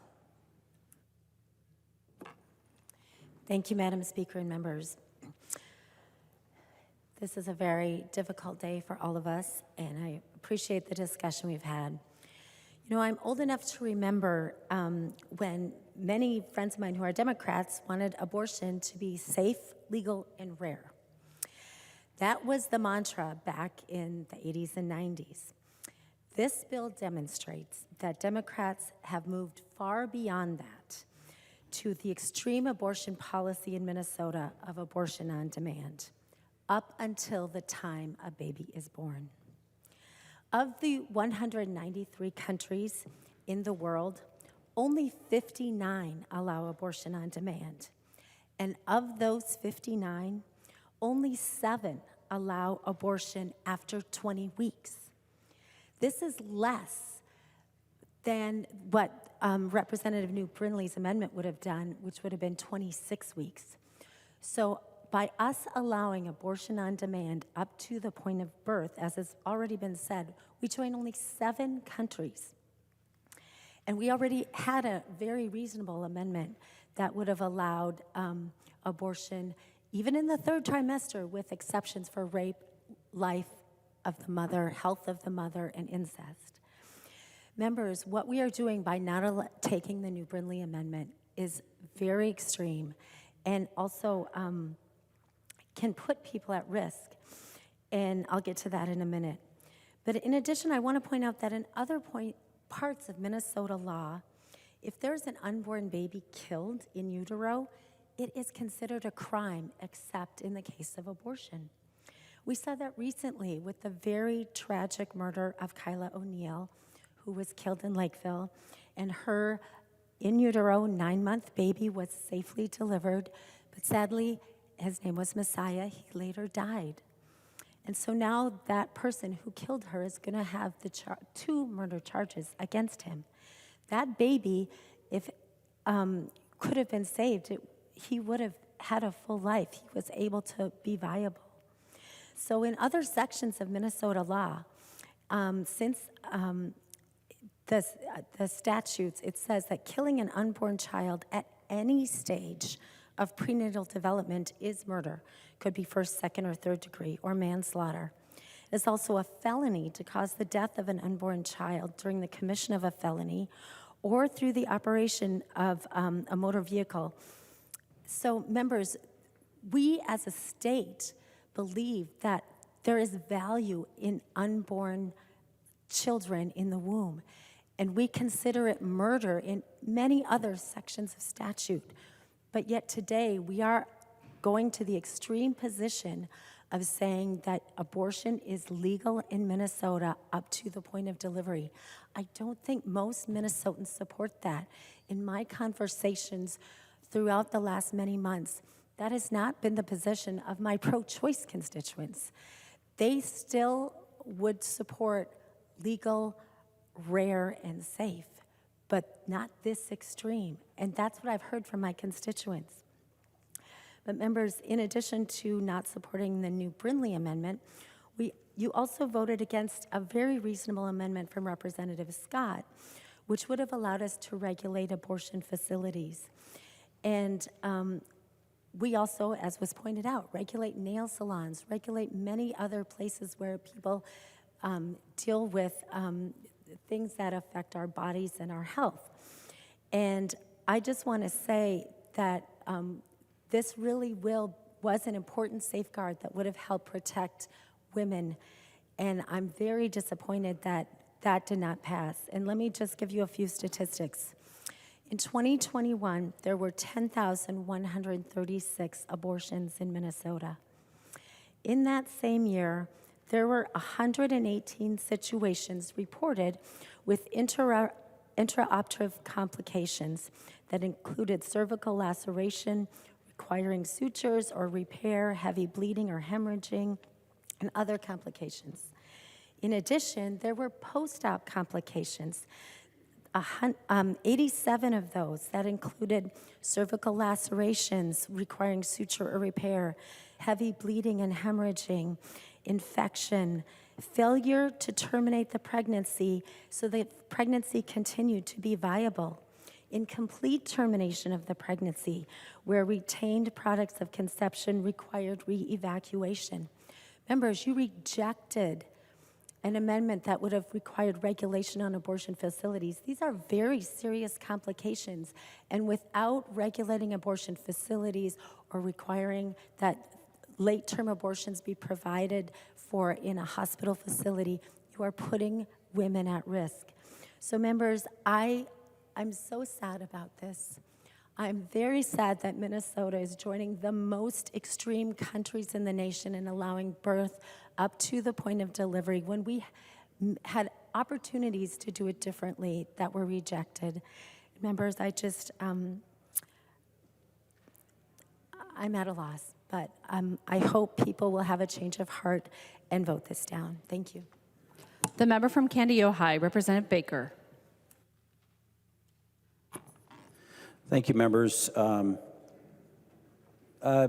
12 days into our new session and we're dealing with House File 1, I have never imagined something moving at such a rapid speed with such complexities and life consequences to it. Today, I really am not speaking to the bill because it's complex and I have not a lot of rights to spend a lot of time on this bill as a man. But the words spoken today matter. And I want to really talk to the 5 members on the DFL side who run the place, because this really is going to matter to you. And I want to talk about what it's like to split off from your party. And I want to talk about what it's like to make a decision, an independent decision that you want to make, but you're told you can't do that today. And I want to give you a pathway to do this, because I've done it. And I want to say, I think I'm fairly respected in the body as a person who can work both ways in a very nonpartisan way, very bipartisan way that is very effective. I think I have made an impact in the 8 years that I've been here, and I want to give those 5 members over there a piece of advice. Because you did not knock on doors to come down here to not just codify Roe v. Wade. Your members, the 65, want you to go all in. And for the new members, you can't take this vote back. And as independent voters, you will do the right thing, I pray, to do the right thing to say to your leaders, I can't do that today because we can still work on this. You know why? Because we're only 12 days in. We have a lot of time to do what you said your voters to do, and that was going to be to codify Roe v. Wade. You don't have to do more than that. This is a very important vote for you, and you cannot take this back. But when you get in your car and you drive back to your district tonight or tomorrow, whenever we're done with this, who's not with you is the author of this bill to go back to your district. Who's not with you is the Speaker of the House. You go back alone, and you face the music alone. It's how you voted today. But if you said, you know what, I'm gonna vote red today because we can actually do this better. It's too extreme for you. It's too extreme for your district. Like for me, when I had to vote against my team, my teammates, I wasn't supportive of that when I was in the majority. I wanted to push opioids. I wanted to push a bill with my other colleagues. I fought like crazy on my side. I didn't get it through, but I fought, and I did what I thought was the right thing. I fought for hands-free driving back in the day, when we should do better with this. My team wasn't ready, but I fought it. Didn't get it through, but I fought it. And I wasn't afraid to stand up. Driver's license for all. Let's have that conversation, because I know we're gonna. I've been fighting that one alongside of our undocumented workers, but it's got to be done the right way. I've been there. So when you stand up and when you start voting for your district and not always your team, you will have more respect in this place. So to the 5 members sitting over there and your guts are rolling and you've got a button to look at, it's red or green, I will tell you this. You will never regret this if you took a pause, because the session's not over. This bill will come back again, and it'll come back better, and you can support it because it won't be so ungodly extreme. So please think about that part of the bill and about every vote you take, because there's 1 or 2 members over there that have shown a glimmer of hope. And to those members, thank you. But I also know there's those other 4 other members, 5 other members, won't call you out. You know who you are, but it's going to be tough. But be a leader, be independent, because you know in your heart this is not the right bill on this subject. So members, please vote red. We need a few more red votes to pause it. We can go back to this. This is not the end. But think about your district, because you're going to go home alone. The member from Ramsey, Representative Hollins.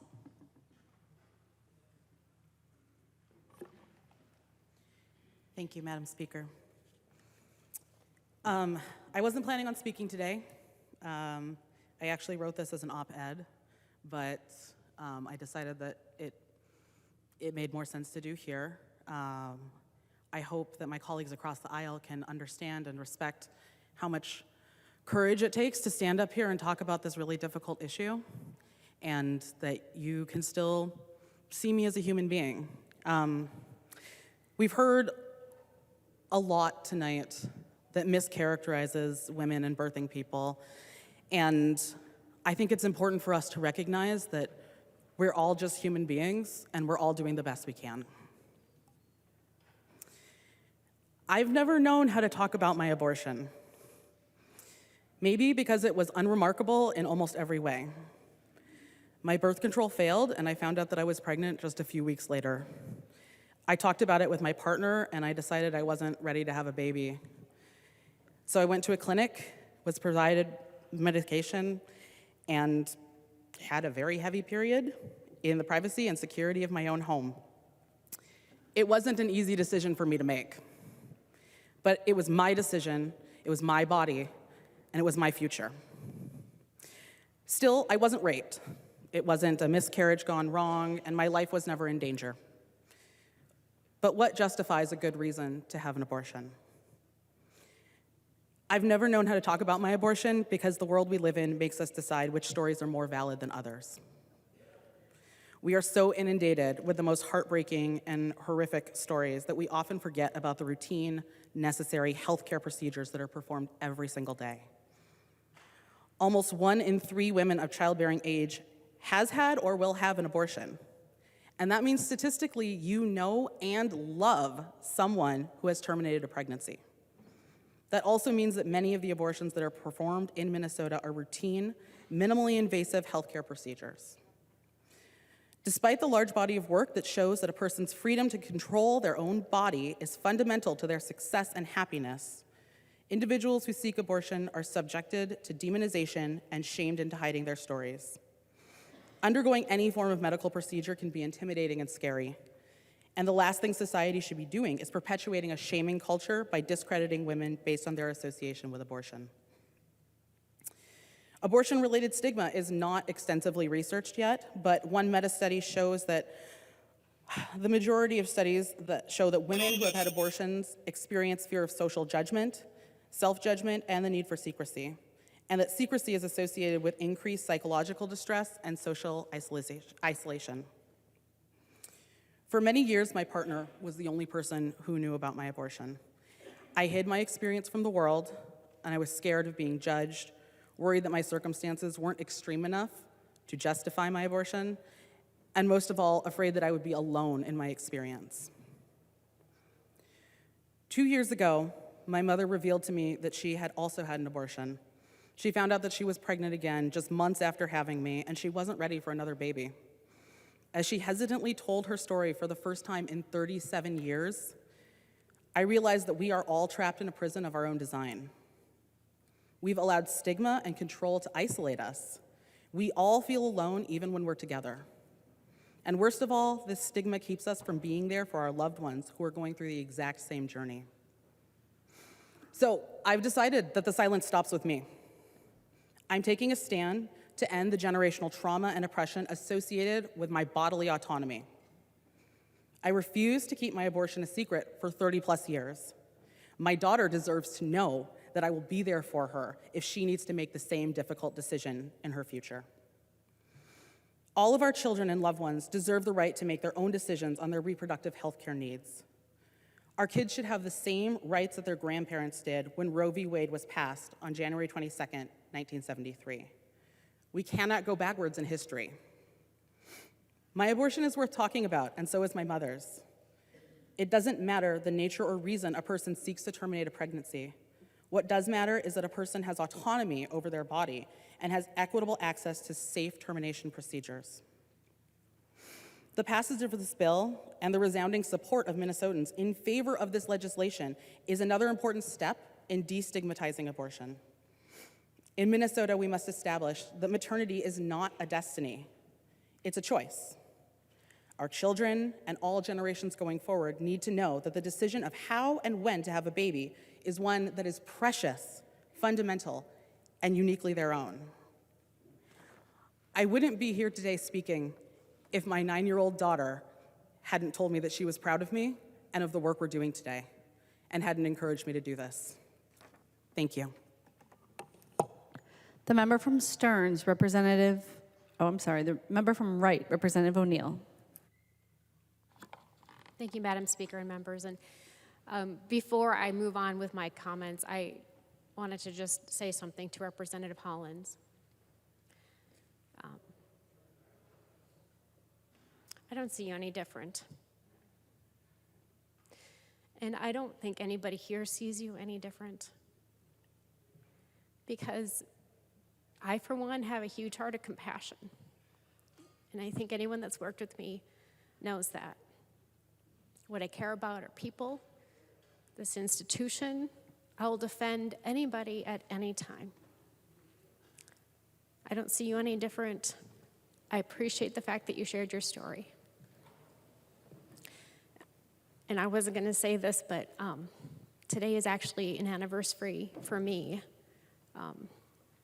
My own baby, 18-month-old, died today in 2000. So I have an incredible heart of compassion for mothers that lost children. And today is a day that's very difficult to talk about that. But I think it's something worth saying, and I think it's worth honoring. And Representative Hollins, you're not alone. I'm not sure if you were in Minnesota at that time, but I have a number in front of me because I always have numbers. Anybody that knows me, I have numbers, but there were 679, 296 children that died here in the state of Minnesota since Roe v. Wade. 679,000. And that's just to the statistics from 21. And listen, I have a heart of compassion for each and every woman that made that decision. I really do. I don't know how many people in this room actually held their own infant child. Mine was 18 months old, so I had some time with her, but held them as they died. It changes you. It forever changes you. What is difficult about today is that anniversary and the fact that we are taking a vote. This is not a court decision. This is not the 1995 Doe v. Gomez court decision. This is a button in front of us. This is a yes or no vote in front of us today. That we are making that decision today to decide that we are going to say it's okay to do an abortion up until the very moment of birth for any reason, any method, right here in Minnesota. This is a heavy, sad day. It's one thing to have the Minnesota Supreme Court make that decision in December of 1995. But for us to push our buttons and codify this into law, to say, we're going to allow abortions right up until the moment of birth, for any reason, any method you want. And there have been some horrendous methods been described. I will not repeat them because I honestly do not have the strength. But that is what we're doing here today. This is not the court making a decision. This is us. This is the people of Minnesota, because that's who we represent, deciding for the other people of Minnesota, for our constituents, that we're going to allow abortion for any reason, for any method, up until the very moment of birth. There is no place in the entire United States that has that. No place. I really don't want to be on par with communist countries.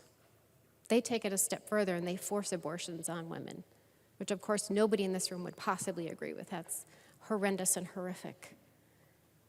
And yet, we are going to allow abortion again.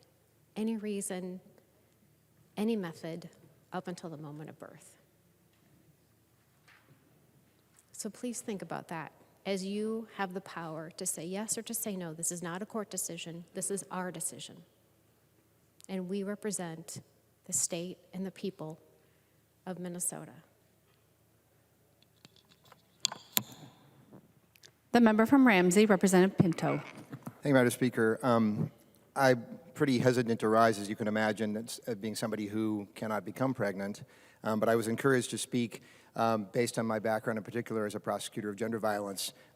I should note before that, just to remind folks that HF 1 simply codifies the existing regime for abortion in our state.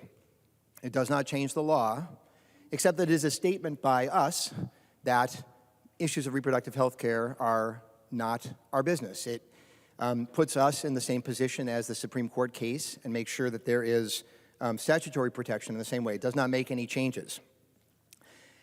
We've heard a lot of talk about extremism and descriptions of various issues and really challenging situations. Of course, we've heard really powerful stories, for which I'm so grateful to members both sides of the aisle for sharing those. I had missed some language in the amendment that was voted down just before we got to third reading relating to abortion in the really challenging situations later in pregnancy. And for me, it really jumped out as being really powerful as an indication of what's going on here.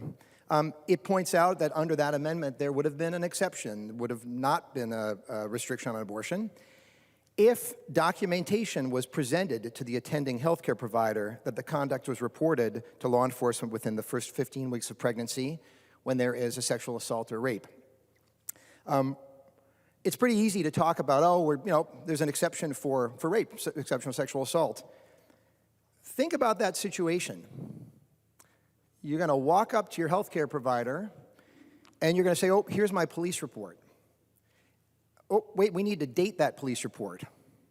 It's 15 weeks. Wait, when was that child conceived? Are we at 15 weeks and a day? Who is in the room with that person? This is a really challenging situation we're talking about. Somebody having been pregnant for a number of months, facing really difficult situations very often, a very tiny percentage of pregnancies, but very often a really difficult situation, some of which we've heard references to. At that moment, presumably the person wants their doctor in the room to talk to. The person may want family members there, may want religious, their spiritual advisor, their pastor, their imam, their rabbi. They may well be praying. One person I know they don't want in that room is their state representative. Nobody voted for me in my district saying, hey, I want you in that exam room with me. Not a single person did that. I don't think they did that for any of you either. And members, the reason that that language jumped out at me in particular is because of the regime of control. Ultimately, are we talking about controlling, having the government control what somebody does with their body? We've heard powerful personal stories from people, such tough stories and such tough experiences. Those are experiences people have in their personal lives, not in their political lives. None of the business of the rest of us. That is not our business. So members, as somebody who's experienced prosecuting, as I say, gender violence, in particular the trafficking, exploitation of young people and of people, there's a reference about sex trafficking victims. Members, the way that crime works is controlling other people. If somebody is impregnated if someone who's being prostituted has been impregnated by somebody else, these exceptions don't apply. Are we going to measure exactly what happens in the statutes and the crimes? Members, it is not our business. It is the business of our constituents, their medical advisors, their spiritual advisors, their family. That is their business. Members, I am proud to support this. As somebody who finds this a challenging situation, I think you all do. And that's why it's each person's business to decide what they do with it.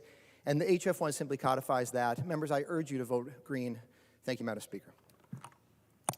The member from Douglas, Representative Franzen.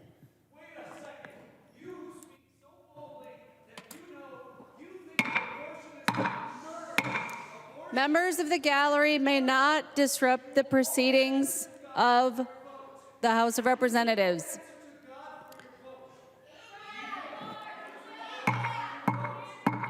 I'd like to remind our guests to please refrain from disturbing the House proceedings. It is a violation of Minnesota state law. Sir, if you do not cease, you will be removed from the chamber.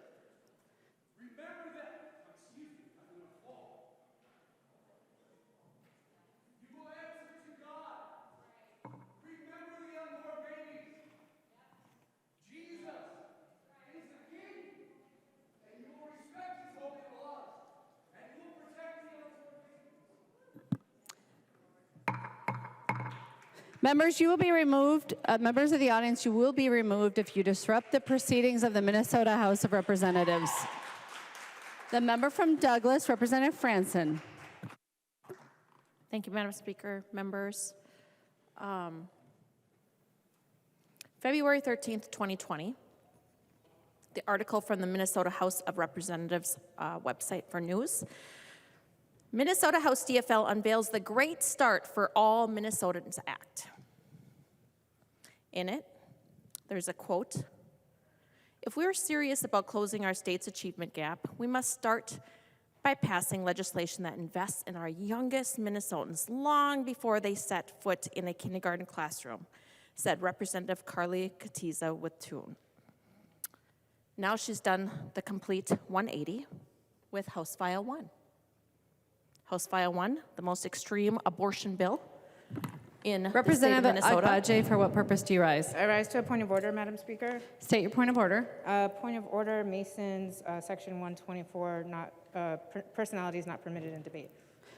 Members, I would remind the body that the issue before the House is the bill, House File 1, and that it is improper to discuss members' personality and motives in the discussion. The discussion should be confined to the bill. Representative Franson. Okay, well, there's no personalities that I was talking about. So anyway, complete 180, House File 1, most extreme abortion bill in the state of Minnesota, which does not give children a great start in Minnesota because it ends the life before they are born. The first day of the committee for the Children's and Family Committee, which I think was on January 5th, it was the Great Start for Minnesotans Children presentation. And this comes from a pediatrician that was offering some testimony about how the brain is built and why experiences matter. And the quote from the pediatrician: "Now the other thing to think about is there's a critical time in order to these connections.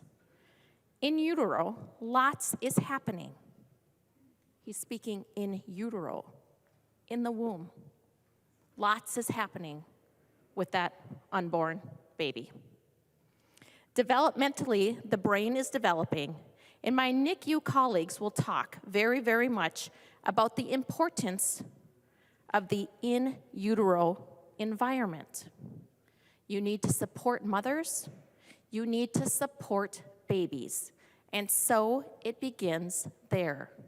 Speaking of supporting babies in utero, House File 1 does not support babies. Then there was a quote from a DFL member on that committee. "I want to highlight the advocacy that you showed today and how much music is important in our emotional and social and cognitive development.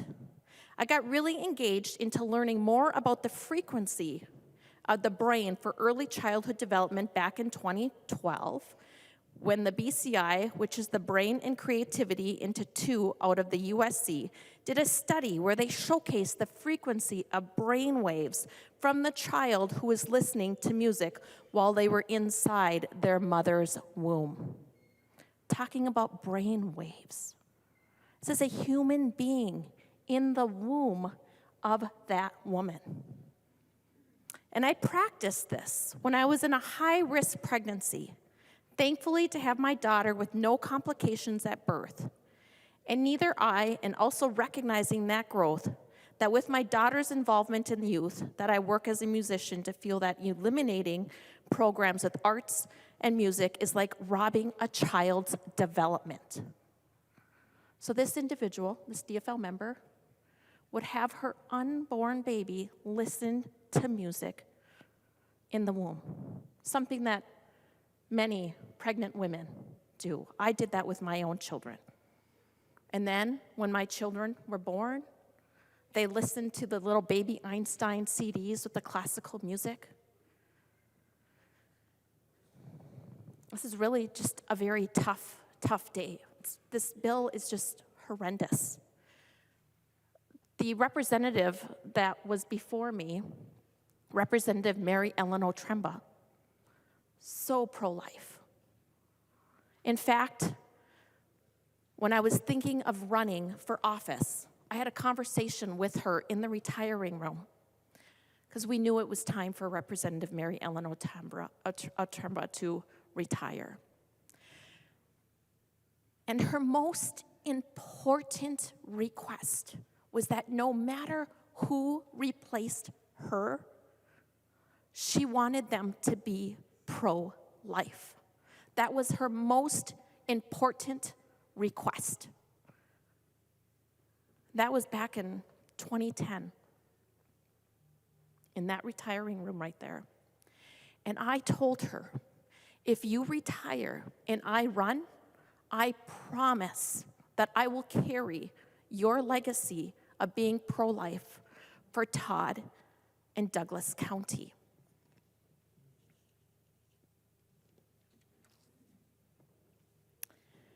I know some of you are struggling to vote yes on this bill because you really want to vote no. And I'm asking you to think about that child, the child who has potential, a child who would love to have that great start here in Minnesota. This bill is about abortion on demand. It's the most extreme bill possible. A third trimester abortion, can you even believe it? Coming from the Mayo Clinic, at week 28, which is the start of the third trimester, the baby's eyes are partially open. At week 29, the baby kicks and stretches. At week 30, the baby hair is growing. Week 31, the baby's rapid weight begins. Now, I know a little bit about something about rapid weight gain. My second child, I wanted to go to a concert so bad, and it was Bryan Adams playing with Def Leppard. And I was sitting at the physician's office, and I said, I really want to go. And the due date was just close to the concert that I wanted to go to. And I was talking about inducing my labor so that I could enjoy this concert because I really love Bryan Adams, and who doesn't want to see Def Leppard, okay? And so we have this conversation, and the doctor's like, well, the baby is, I don't know what he said, it was like in the 5 pounds or so at that time maybe. And my firstborn daughter, she was 8 pounds, 5 ounces. And that was a long, long, long extreme labor for me. It was a lot of hours and a lot of Demerol. So anyway, the doctor said, all right, well, we're going to keep an eye on this, and we'll probably induce you at around, I think he said 7.5 pounds, okay? So we did. Got me a little induction 2 weeks early. Now, the doctor said this baby was going to be about 7 pounds. Carl Daniel Franson was 8 pounds, 9 ounces. 8 pounds, 9 ounces. So yes, a little bit about growing a little rapid weight gain. That baby is just taking all the nourishment and growing strong. At week 32, that baby is practicing breathing. Week 33, the baby detects light. Week 34, the baby's fingernails are growing. Week 35, that baby's skin is smooth. Week 36, baby takes up almost all of the amniotic sac. Week 37, that baby's head might be turning down. Week 38, the toenails are growing. Week 39, the baby's chest is prominent, and week 40 is the due date. So, this comes from the Mayo Clinic. Definitely not a fake organization. But I want you to think about those things as you vote on this bill today. You are voting for the most extreme abortion bill that Minnesota has ever seen. It goes far beyond Roe v. Wade. It is infanticide.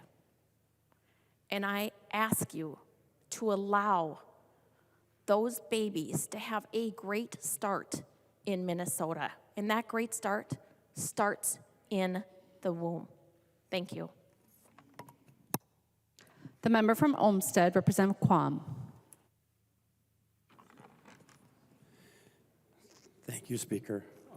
Members, today I've received dozens of emails and responded to people that were concerned about the extreme bill before us.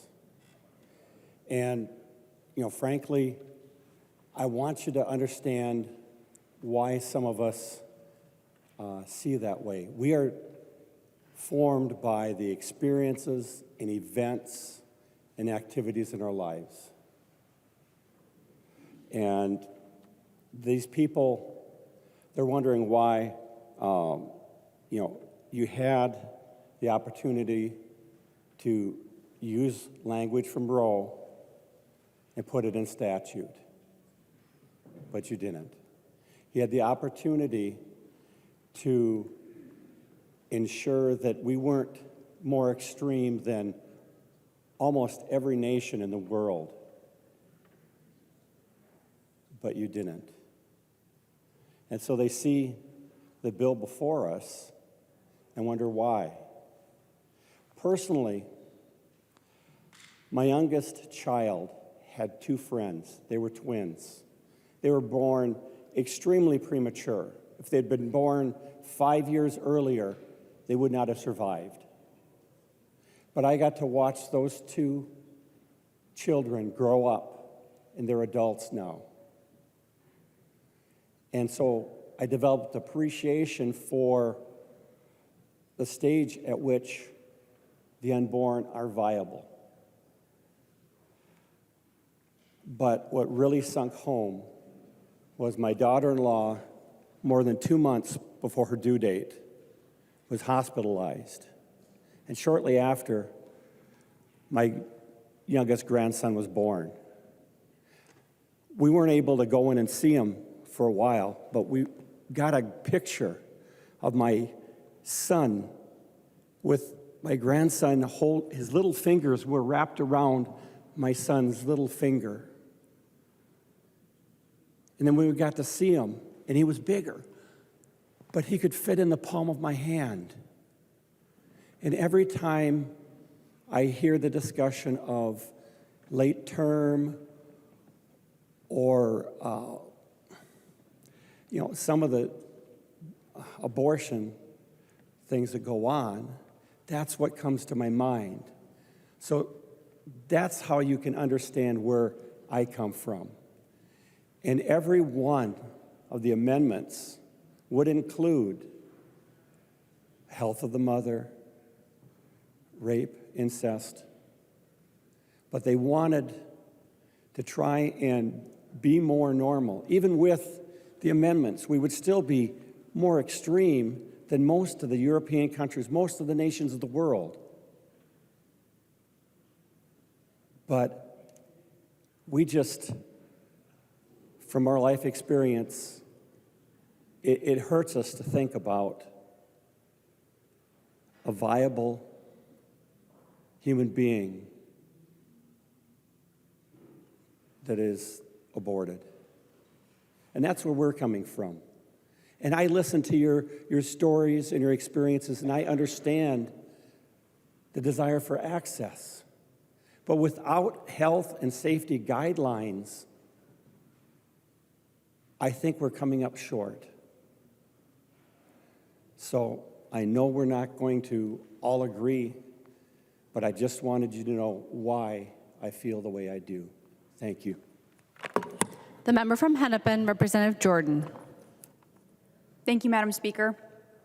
My life is better because I've had the ability to make my own healthcare choices. And I only stand here because for most of my life, I have been able to do so. Like Representative Hollins, I didn't intend to speak today, but my mom asked me to. She, like many people, doesn't want politicians making healthcare choices.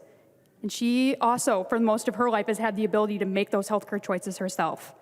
We've heard a lot of stories, but for the most part, we haven't talked about the real Minnesotans who have made decisions about their healthcare without our interference.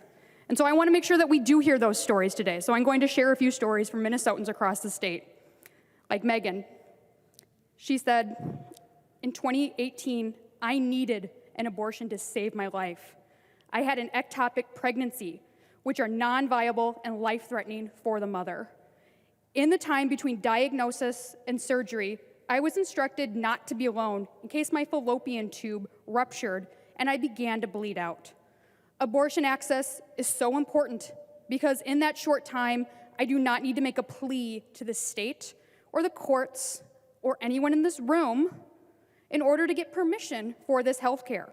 I was able to make a decision with my doctor, and I got the immediate care I needed.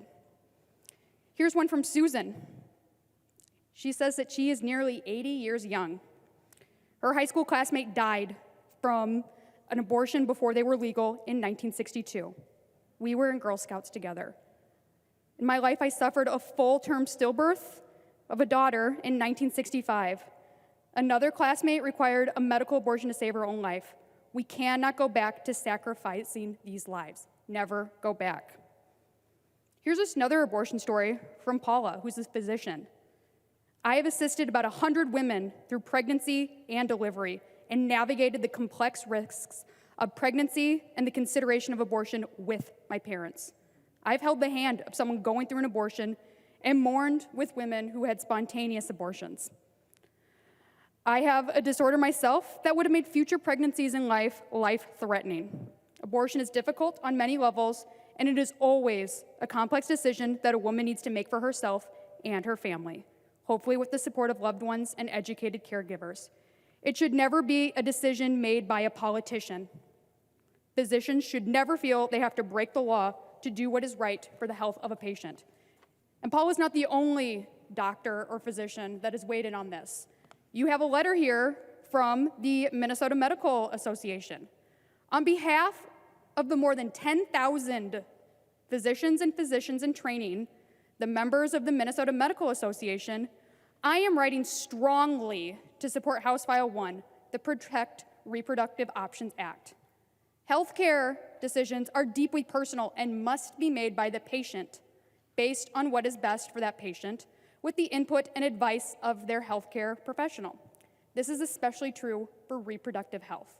The PRO Act represents and respects patient autonomy and ensures that patients have access to all medically appropriate options. That's what doctors in this state want. I also want to share another story from Jerry. He says, in 1972, my girlfriend flew from Cedar Rapids, Iowa to New York City to get an abortion. In 1975, my girlfriend became my wife. In 1979, my wife started a new job and at a technical college and found out she was pregnant and had a second abortion. In 1982, our daughter was born, and in 1984, our son was born. In 2012, 2014, and 2016, grandchildren were born. In 2017, my wife passed away from colon cancer. Thanks to safe access to abortion care, we were able to plan our futures and lives together. Members, I'm really glad that Jerry and his wife were able to plan their lives together. They had that ability. Fortunately for so many other people, they haven't had that ability. This is not the decision of anyone in this body to make decisions about my health care. It's mine, and it's decisions I make when I talk to my doctor. And the only politician in this room who should make decisions about my health is me. Thank you, Madam Speaker. The member from Carver, Representative Nash. Madam Speaker and members, earlier in the day I was asked to sign this so it could be delivered to each of your desks, and it's a letter from the Minnesota Catholic Conference, and it's signed by Archbishop Hebda and a number of bishops after that. And for a lot of us, faith is exceptionally important. And I know that some of you have expressed to me, and I'm not going to name names, but you have said that it's grinding on you, that members of your faith have spoken to you, and that they have encouraged you to follow your conscience. And they put in their letter, it's on the back, that the work to limit demand for abortions does not, however, absolve the legislator from the responsibility to protect living human in the womb, and that no support for public assistance programs is sufficient to exonerate one from complicity and cooperation in creating legal frameworks that facilitate the death of other human beings through abortion. That's a lot. And I know that because, again, the members have spoken to me, and follow your faith. Follow that friction that's inside of you, because I know that you recognize that this is an extremely extreme bill, and that there are no guardrails. It enables abortion up to the moment before delivery. That's not Roe. Representative Niska pointed that out and was very clear and was very right. It's not Roe.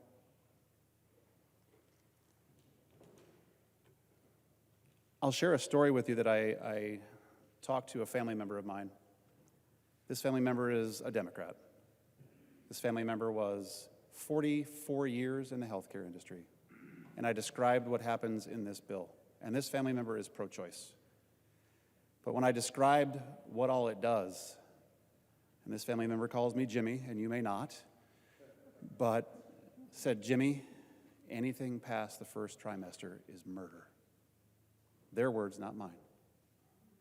This is a pro-choice Democrat, and yes, you can have a pro-choice family member, a Democrat, and have Jim Nash, super conservative in your family. It works out bumpy at times, but this is a person that I find a lot of grounding in. And I reach out to them, and I was actually kind of surprised to get that answer from them, but they made it very clear, and they were shocked at the extremism of this bill. Again, I know a lot of you have been listening to and hearing from your faith community. I am not Catholic, but I have a great relationship with a lot of the Catholic priests in my district, and some of my very closest friends are Catholic, and this type of letter says a lot to them. And I am grateful to the Catholic Conference for putting this out. I encourage you to read that, and I know the pages delivered it to your desk. I think it was Representative Baker that said to the five, find the courage. I know you can do this. And I will close reminding you, as that dad that held that little one in my hands, I would have done anything to save that boy.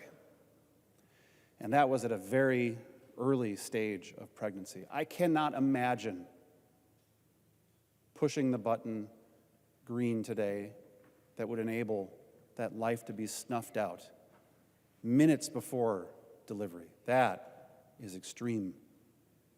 I cannot do that. And I encourage those of you who are struggling, don't do it. Vote red. Thank you. The member from Ramsey, Representative Herr. Thank you, Madam Speaker. I would like to remind us why we are all here today. Roe was the law of the land until it wasn't. Abortions are legal here in Minnesota until they are not. This is why passing the PRO Act today is necessary. The Protect Reproductive Options PRO Act protects Minnesotans' reproductive freedom to decide when or if to become a parent. Specifically, the legislation puts into state law the fundamental right to make autonomous decisions about your own reproductive health care, including the right to contraception, the right to continue a pregnancy, and the right to have an abortion. On our watch, let me remind us that we let a GOP Congress refuse to confirm Supreme Court justices during Obama's administration. Then we allowed an extremist president to appoint conservative justices, and we watched why those justices lied about their belief that Roe did not need to be codified because it was the law of the land. In this elections, voters told us that they will not be fooled, which is why reproductive rights was the issue most talked about at the door. I know this because I personally knock doors in almost everybody here's district. I knock doors from the North Shore to Moorhead to Mankato and all around the metro. If anyone has ever door knocked with me, you know that I take copious notes in the van. In reviewing the data before the election, Minnesotans overwhelmingly told us abortion access and reproductive rights is the top issue. Yes, when I go home, Representative Kotyza-Witthuhn will not be with me, but she will not need to be. The voters empowered me, they empowered us to ensure that people continue to have the ability to make medical decisions for themselves. The outrage I hear from my friends across the aisle today and in the discussions we've had in committee, I hope that they have the same outrage when they think about the fact that today we are still fighting for equal rights for women. We prevent age-appropriate sex education, and we promote inaccurate information on sex and pregnancy. I have heard a great deal about how extreme House File 1 is. You know what is extreme? That we deny women and BIPOC people equal pay for equal work. That we refuse to implement systems where everyone has the right to affordable health care. We reduce... Representative Kosnick, state your point of order. Mason, section 101.4. Debate on the bill shall be confined to the bill under consideration and does not extend to criticism of other bills or topics. Representative Hur, you have the floor. Madam Speaker, and I will actually tie it in because I'm laying the groundwork, which I think my GOP colleagues always do a great job of, and I would just appreciate the same leeway. We won't invest in high quality and affordable education, and we ignore the housing crisis and the important role this plays in raising a family. We stack the odds against anyone wanting to start a family. And then when somebody says they cannot bring a child into this world, we demonize them. That is extreme. I will be proudly voting for House File 1 to ensure that people get to make decisions for themselves, and I ask all of you to do so as well. Thank you, Madam Speaker. The member from Anoka, Representative Engen. Thank you, Madam Speaker and members. I did not plan on speaking today, like a lot of other folks we heard that from, but I don't want to speak from a stance of grandstanding or bloviating. I just want to tell you guys a story. One of a 15-year-old girl who learned of her pregnancy to a child that was conceived by an abusive boyfriend. A boyfriend who forced that girl into an abortion clinic, threw her $40, and said, "Don't return to the car until it's gone." If it weren't for an elderly woman that was noticing this fidgety, anxious, and very nervous girl, and she's just said, "Hey, we can leave here right now together, and we can go raise this child," then I wouldn't be here. That was my mom. And what this bill does, in its very essence, that 15-year-old girl can go in without guardian consent, underage, in an unlicensed abortion facility, and not have to tell their guardian of this procedure. I respect the stories that we've heard from the other side of the aisle. I really, really do. And you're strong for telling them. But that's not reasonable. And our constituents told us that what they wanted reasonable. They told us that they wanted people to stand up for lowering the temperature, for trying to find ways to actually speak to each other again. And this bill isn't reasonable, and that's not working for One Minnesota. I would urge you guys to vote against this bill. Thank you. The member from Polk, Representative Keel.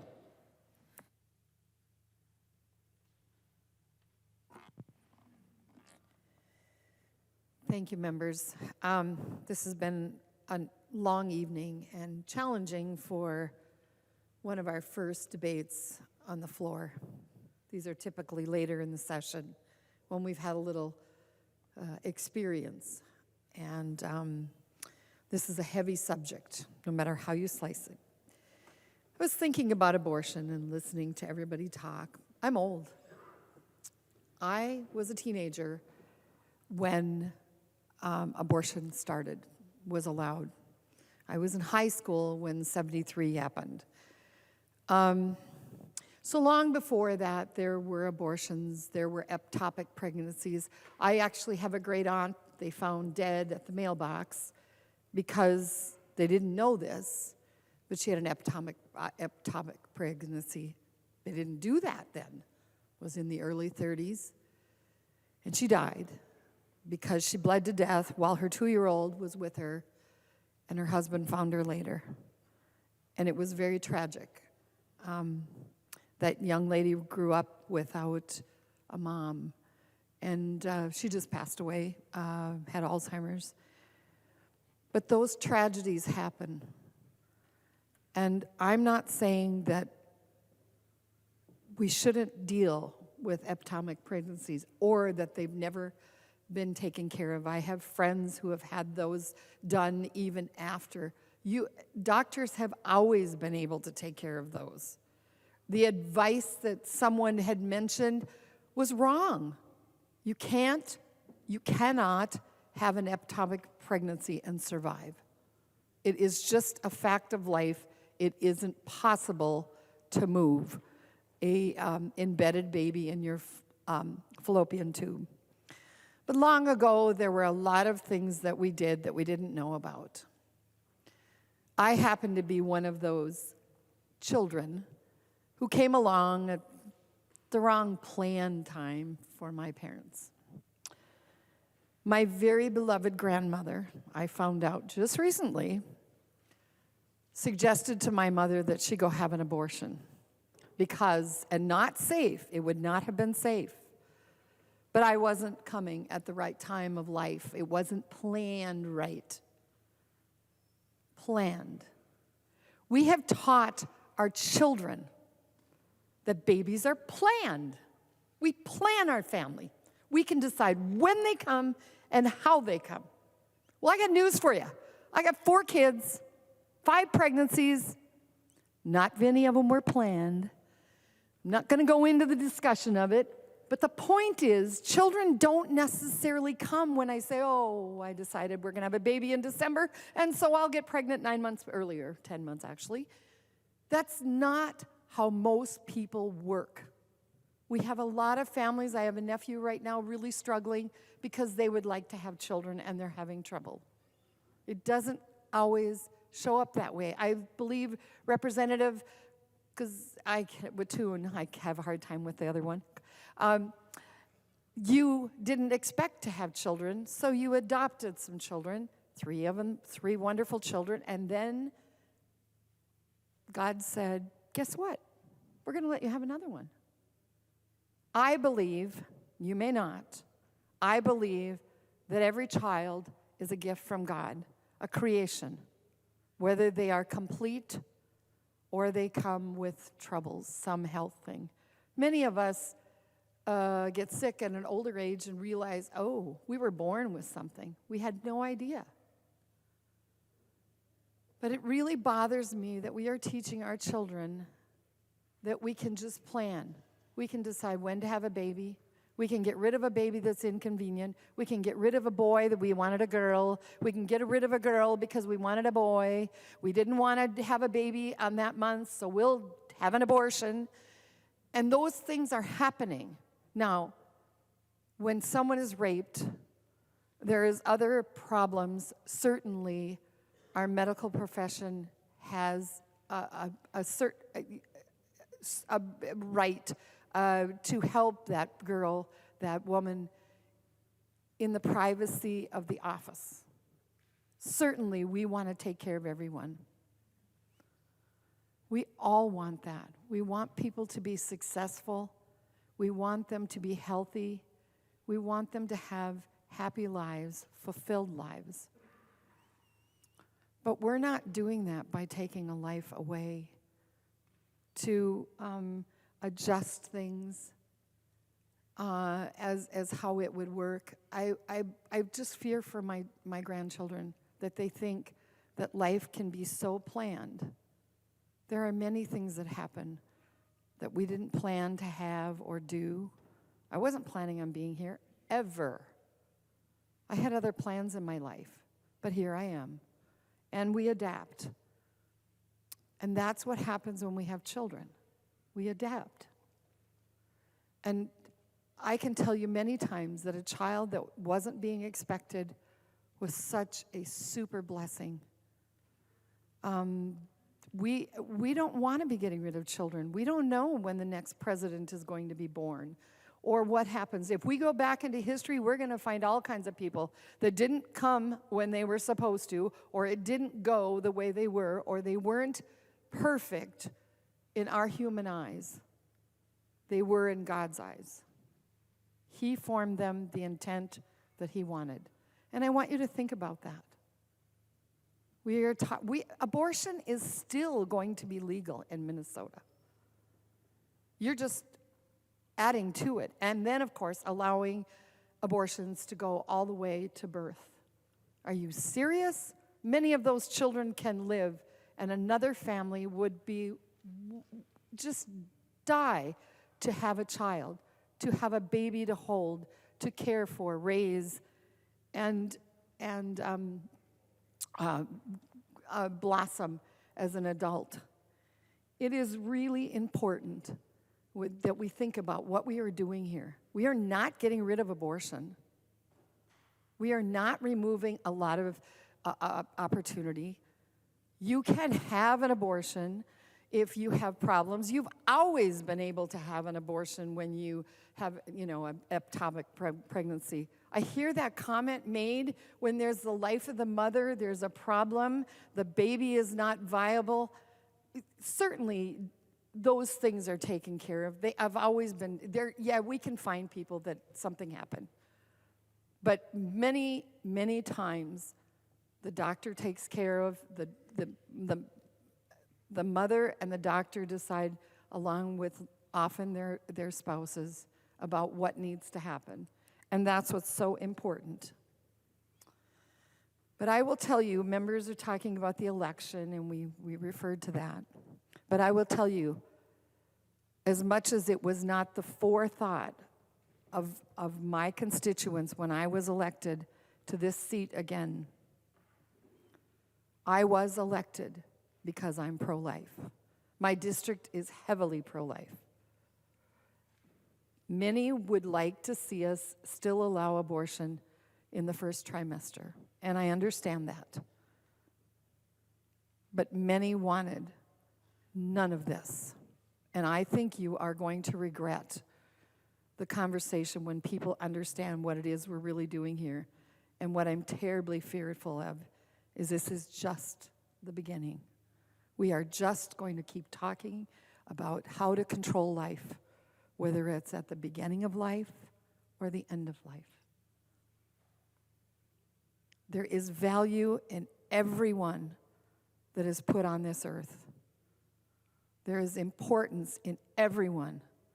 And I think we have to start remembering that life was chose by somebody much higher power than us. I would like you to really think about who decides that you are sitting in the seat you're in, that you are providing for your families. Your families are growing, and you need to understand that God is in control of this. And I would hope that you'd understand that we need to preserve life. Madam Speaker, thank you. The member from Chisago, Representative New Brindley. Thank you, Madam Speaker. Would Representative Kotyza-Witthuhn yield for a question? She will yield. Representative New Brindley. Thank you, Madam Speaker. There was some discussion earlier on abortion facilities themselves, and I'm wondering if Representative Kotyza-Witthuhn can give us some idea of what kinds of inspections take place at abortion facilities. Representative Kotyza-Witthuhn. Thank you, Madam Speaker. Right now, abortion facilities are not required to be licensed. Representative New Brindley. Thank you, Madam Chair. I think there was maybe some confusing misinformation earlier in talking about the licensure bill. There were some things conflated, but I will just say we were told that there's lots of other places that aren't licensed. However, other places are inspected, and we brought up dental facilities particularly, and I will just say that they are inspected by OSHA. They are inspected by HIPAA. They are inspected by infection control. They are inspected by the Department of Health. They are inspected by the Department of Labor. And they are inspected by the Minnesota Board of Dentistry. So I just want to be clear that we were told that they're the same. They're not the same. Abortion facilities do not have any required inspections, certainly not from the Department of Health, and certainly not on procedures that are far more invasive than a dental procedure. Madam Speaker, would Representative Kotyza-Witthuhn yield for another question? She will yield. Representative New Brindley. Thank you, Madam Speaker. In subdivision 3, your language reads that every individual has a fundamental right to make autonomous decisions. And I just want to clarify, does that language include a 13-year-old girl who still needs her parents' help and guidance in life? Can she walk into an abortion facility and receive reproductive health care on her own? Representative Kotyza-Witthuhn. Thank you, Madam Speaker and Representative New Brindley. As stated on line 1.14, every individual has a fundamental right to make autonomous health care decisions about their reproductive health. Representative New Brindley. Thank you, Madam Speaker. Would Representative Kotyza-Witthuhn continue to yield? She will. Representative New Brindley. Thank you, Madam Speaker. And Representative Kotyza-Witthuhn, does this mean that that 13-year-old girl can walk into an abortion facility on her own and make the decision to have surgery for an abortion? Representative Kotyza-Witthuhn. Thank you, Madam Speaker. And Representative New Brindley, over 95% of youth in Minnesota do consult with a trusted adult before they move forward with any sort of reproductive health care decisions. But this bill would protect every Minnesotan. Representative New Brindley. Thank you, Madam Speaker. And would Representative Kotyza-Witthuhn continue to yield? She will. Representative New Brindley. Thank you, Madam Speaker. We have very different ideas of what it means to protect.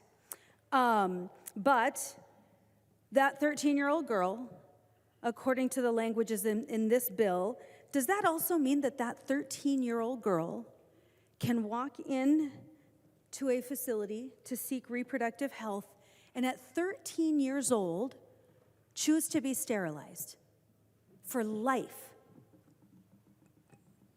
Representative Kotyza-Witthuhn.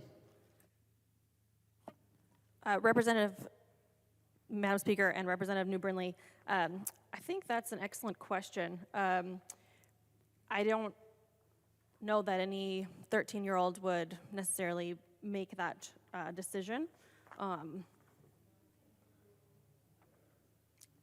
But this bill does protect the rights of every Minnesotan to make their own reproductive health care decisions. Representative New Brindley. Thank you, Madam Speaker. And thank you, Representative Kotyza-Witthuhn, for your honesty. Because, obviously in this debate, we've been very focused on abortion. And, there are really critical pieces to this language that I don't think are well thought through. I don't think we've considered the different things that can happen under this language. And certainly, under this language, a little girl, a 13-year-old girl, any age really, can walk into a clinic and demand to be sterilized for life. 13 years old. There are no requirements in this language for counseling to discuss such things. And in fact, I would say, if you're using a strict interpretation of this language, you can't do that. You can't coerce. You can't tell them that they can't do that. In fact, this language probably precludes that. This language probably precludes counseling for that 10-year-old girl to understand the permanent decisions she is making. Well, I used 10 that time, which is also applicable under this language. We have very, very different ideas of what it means to protect.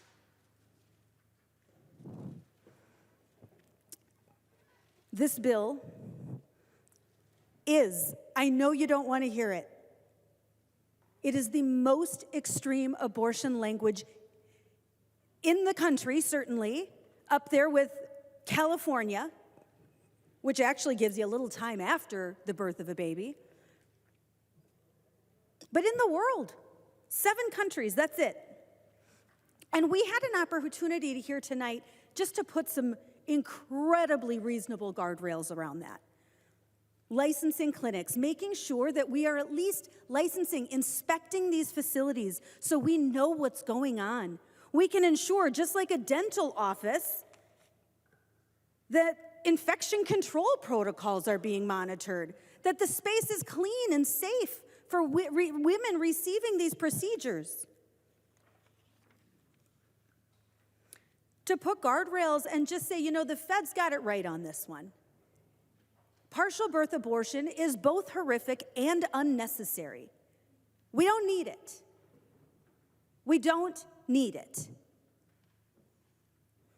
And of course, the discussion we had on allowing abortion in the 3rd trimester only for those most difficult and extreme cases, at a time when we know that baby in utero can feel extraordinary pain. But while this body tonight rejected those amendments, Minnesotans do not reject those guardrails. Minnesotans believe that we should have reasonable guardrails around abortion.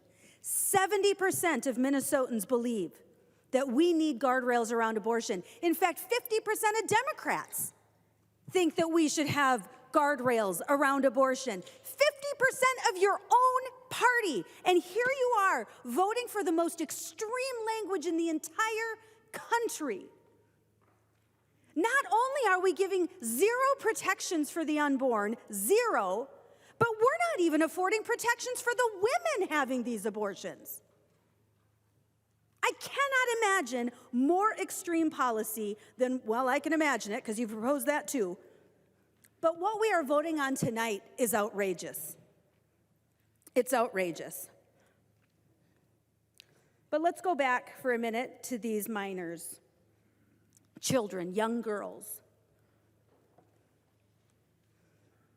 This bill absolutely allows for a young girl not only to have an abortion, but to go in and choose to be sterilized. Imagine, you've got a 13-year-old girl who's experienced some pretty horrific things. And instead of saying to that little girl, hey, we can help you. You don't deserve this. Instead of helping her heal, we will give her her abortion without anyone knowing, to be able to offer that help. We'll sterilize her so she doesn't ever have to think about it again.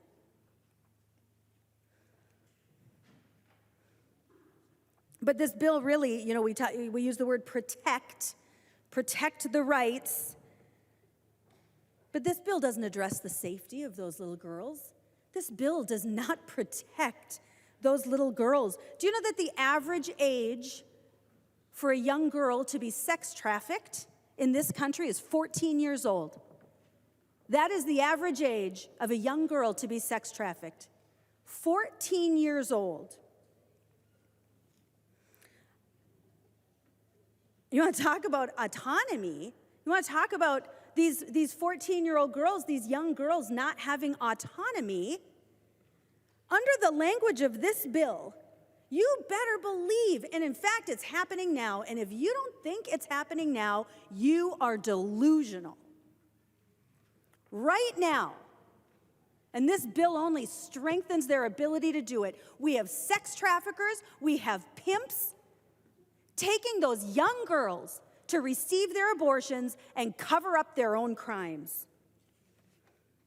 If you don't think it's happening, you're delusional.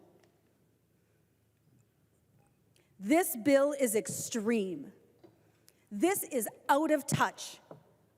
There are zero guardrails, none.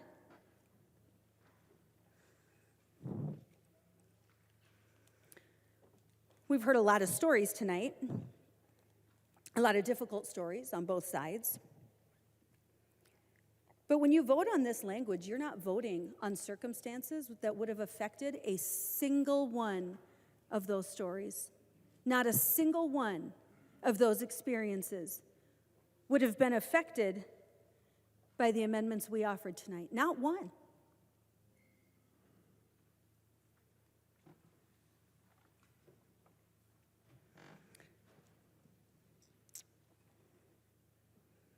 Please remember, when you are voting on this bill tonight, you are voting for partial birth abortion.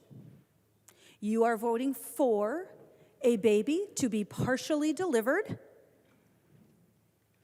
and killed partially out of the womb. They try to turn that baby breech so she comes out legs first so they can keep the head inside when they kill the baby. That's what happens in a partial birth abortion. That's what you're voting for tonight when you vote for this bill. When you vote for this bill tonight, you are voting for women, girls, to have an abortion in the 3rd trimester. You are voting for dismemberment, for chemical burning of an infant alive, and to stop a beating heart with that needle. When you vote for this bill tonight, you are voting for young girls to have an abortion without anyone knowing.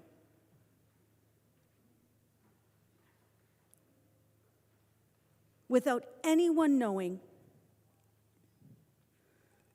When you vote for this bill tonight, you are voting for the most extreme abortion policy in the world.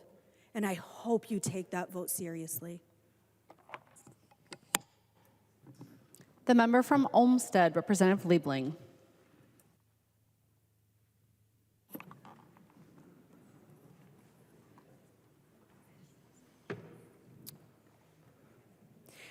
I heard members, Madam Speaker and members, I heard members earlier refer to the caring nature of Minnesotans. And in my experience, Minnesotans are very caring people. They really do care about others. We see this all the time, and some members gave examples of this. Another thing about Minnesotans is that they are reasonable people. Minnesotans also know that other Minnesotans are not irrational or evil as they are being portrayed here today. We have heard a lot of scare tactics today, a lot of inflammatory language, a lot of things that frankly are not real things. This is not how abortion care works. It is not. So when you hear this is what you're voting for, this is hogwash. This is not what this bill is about. These inflammatory portrayals are just not real. Now, it's important to say, and I don't think I've really heard it on this floor today, that abortions late in pregnancy are extremely rare. 2/3 of abortions occur within 8 weeks, 90% within 12 weeks, and only 1% occur after 21 weeks. And why is that? Why is that? You know, Minnesotans are being portrayed today as though they're frivolous, as though they don't care about what's going on, as though a person who has a fetus growing inside them just doesn't care. And that could not be further from the truth. Minnesotans know that other Minnesotans are thoughtful. Other Minnesotans care. Other Minnesotans have values. And that is the point here today. The point is that we need to trust Minnesotans when they have, especially in the very rare situation where someone feels the need to have an abortion late in pregnancy. That's because there's a very tragic and difficult situation that that person and family need to deal with. And when they're in that situation, they do not need any of us standing over their shoulder between them and their doctor, between them and their own advisors, their own family, their own religious advisors, if that's who they choose. They don't need us in the room to tell them whether their reason is a worthy reason. They don't need to be judged by us. And that is why we don't need to spell out in law what Minnesotans can and cannot do with their own bodies in their own most intimate decisions. Now, one thing I really want to address that has not been mentioned here today, I don't think, is the role of the doctor. Some of the rhetoric I'm hearing today makes it sound like doctors don't have ethics. Doctors are, the medical community in Minnesota is a good community. Doctors are ethical, they're thoughtful. So when we hear members say that a 13-year-old girl could walk in and get sterilized, what about the doctor? I don't think there's a doctor in Minnesota who'd go, oh yeah, you're asking? Sure. No, that's not what's gonna happen. So, you know, it's not as though this is just anything goes. I mean, some of the rhetoric here about how Minnesotans are going to behave is just absolutely false, because in fact, as was said earlier, I think Representative Pinto mentioned it, and Representative Kotyza-Witthuhn has been talking about it. What this does is it kind of codifies current law. So if these parades of horribles are not happening now, they're certainly not going to happen after we pass this law and guarantee Minnesotans their privacy. People simply do not do these things for frivolous reasons. And when they have to make these very, very intimate, difficult decisions, they deserve to do it without artificial barriers, without walking in and having to show their paperwork that they proved that it was a rape or some other thing that violates their privacy. These are tough decisions. No one is doing it for frivolous reasons, and the medical community is not doing it for frivolous reasons. And the Minnesota Medical Association, the organization of doctors in this state, this is not an extreme organization. These are your doctors.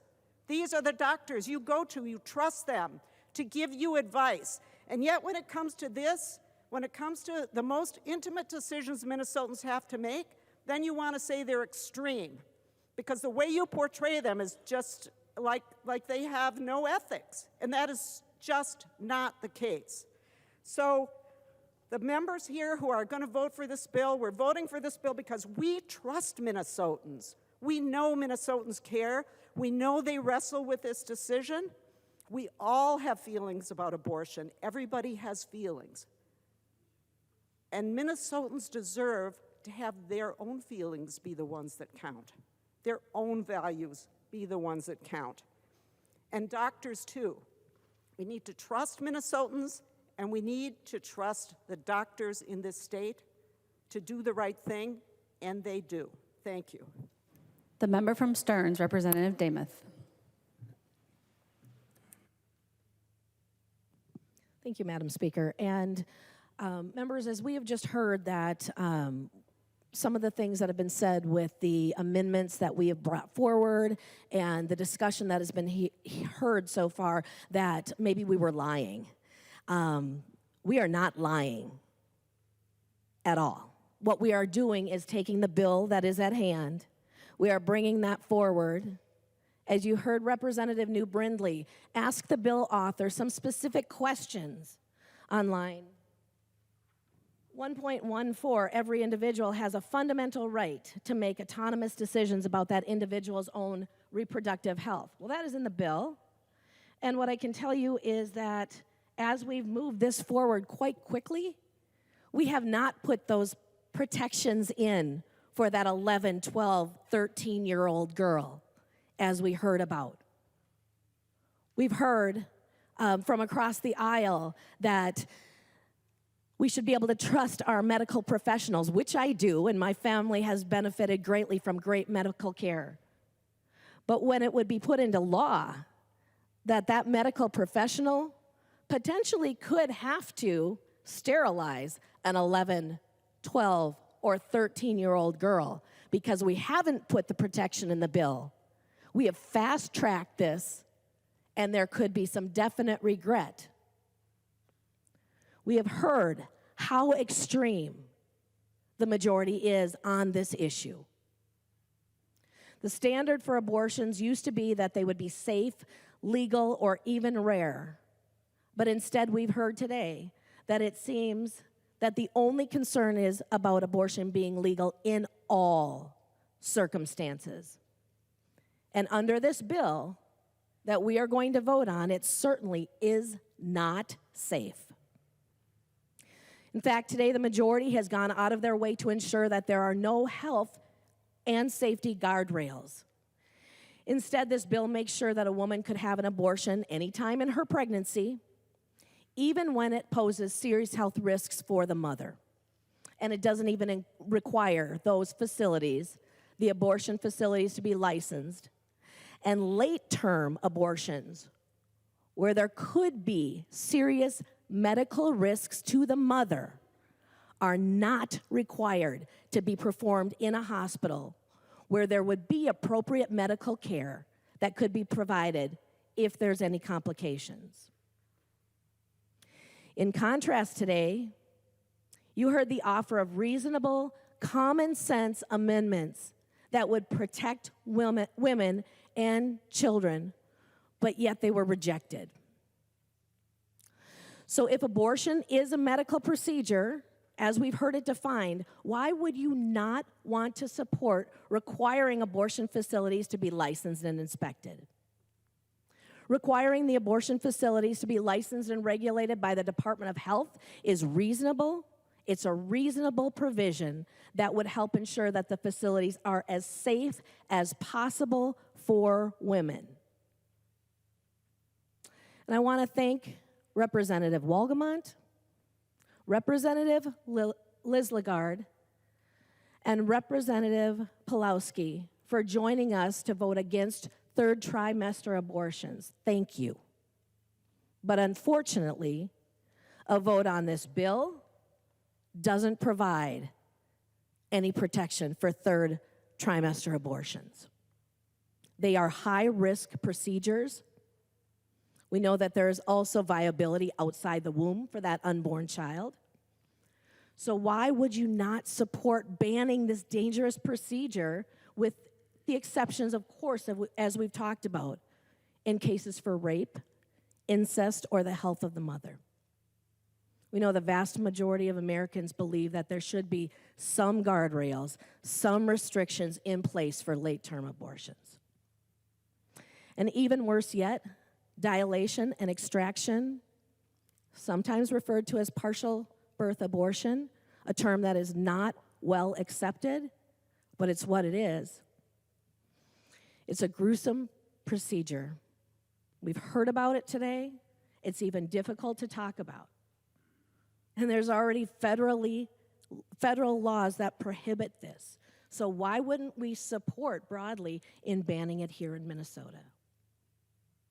I believe this bill has gone too far.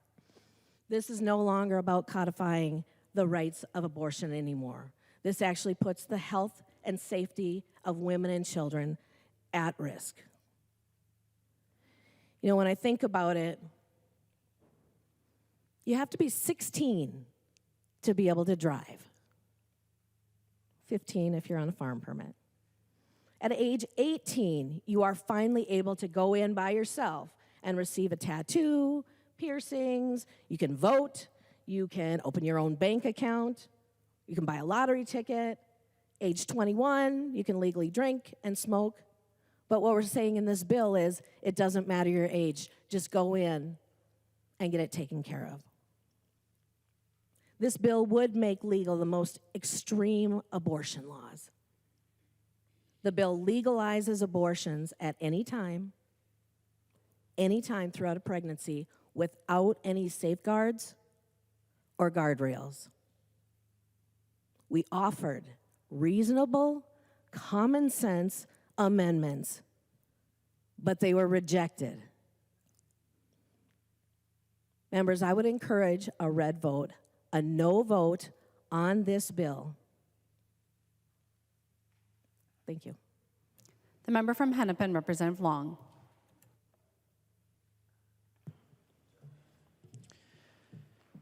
In overturning settled precedent establishing bodily autonomy that Americans had relied on for 50 years, Justice Alito said, "We do not pretend to know how our political system or society will respond to today's decision overturning Roe and Casey." Perhaps the Supreme Court has no interest in public opinion, but the public certainly has made clear its firm opposition to the Dobbs decision. Following the ruling, the public outcry against it has been loud, sustained, and definitive. Minnesotans organized, they activated, they mobilized. Thousands of Minnesotans marched to the Capitol, along with many here, to demand action and protection of their fundamental bodily autonomy, their liberty, their freedoms. Nearly 70% of Minnesotans responded in a poll just a few months ago that they support legal abortion. The poll included breaking down the state by region, and it included big majorities in support of legal abortion in every part of the state. I would bet that if the poll had legislative district polling, it would show that majorities in every legislative district in the state support abortion rights. In some communities, it may be the silent majority, while other voices may be louder. But time and again, in red states and blue states alike, when the question has been put to the public, they have made clear they support reproductive rights. They oppose forced birth. In Kentucky, a state that voted for Trump by a 26-point margin, an anti-abortion constitutional amendment went down to defeat. In Montana, a Trump plus 16 state, voters also defeated an anti-abortion amendment that would have criminalized healthcare providers. In Kansas, a Trump plus 15 state, voters rejected an amendment to make abortion illegal by an 18% margin.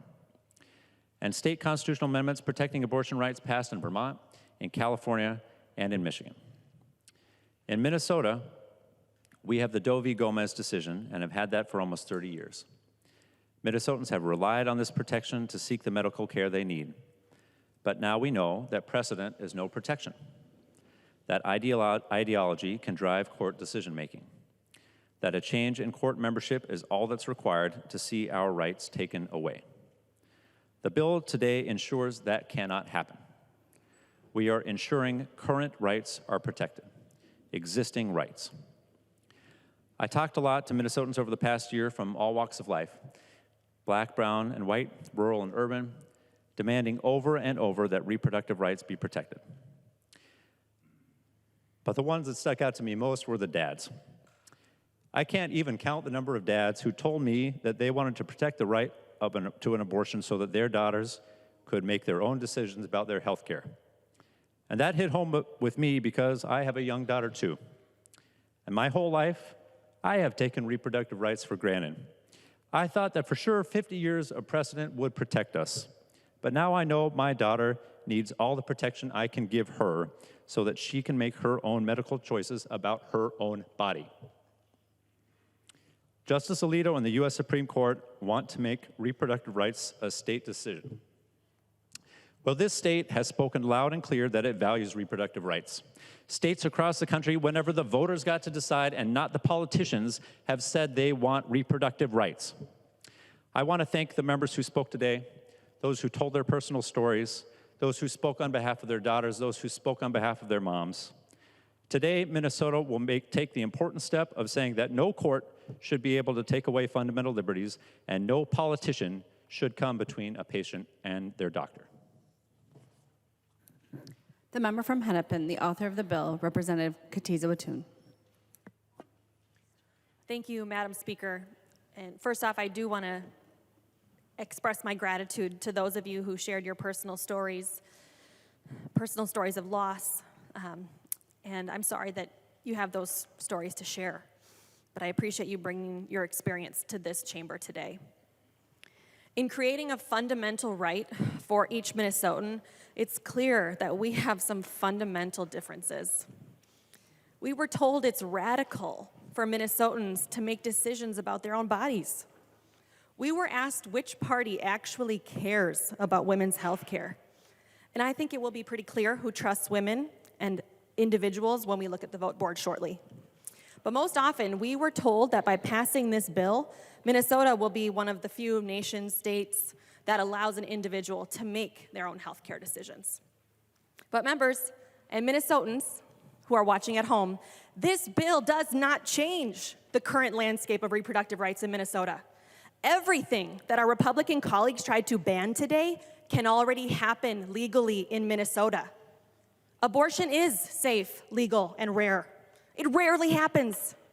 But this bill goes beyond protecting access to abortion. It protects our rights to contraception, sterilization, preconception care, maternity care, family planning and fertility services, and counseling regarding reproductive health care. There was a question about that earlier. A no vote today tells Minnesotans that you don't trust them to make their own decisions.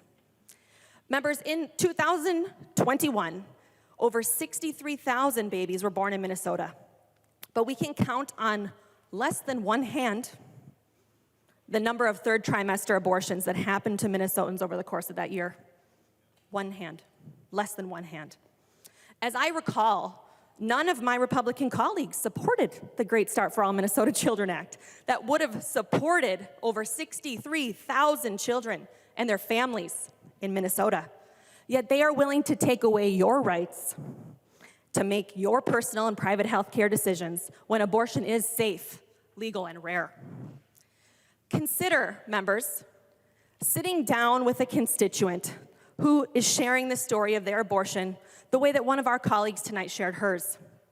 Imagine your compassionate response. And now, imagine telling that constituent that you voted to take away their right to make that decision themselves. Make no mistake, while we have already seen an increase in patients coming to Minnesota because of bans in other states, this bill will not open any floodgates of Minnesotans seeking abortions at any point in pregnancy, because in Minnesota, they already have the constitutional right to do so, protected by Doe v. Gomez. Minnesotans saw what happened to Roe when anti-choice politicians appointed judges who tossed almost 50 years of legal precedent out the window after telling us that it was settled case law. Minnesotans are paying attention. Minnesotans want and deserve bodily autonomy and reproductive freedom for themselves and for their neighbors. And Minnesotans heard our colleagues across the aisle tonight call that freedom outrageous. Please join me in doing the work that the people sent us here to do and enshrine reproductive freedom into law for every person in Minnesota. Vote green. Madam Speaker, I request a call of the House. Representative Damuth requests a call of the House. Are there 10 hands? Seeing 10 hands, there will be a call of the House. The clerk will take the roll.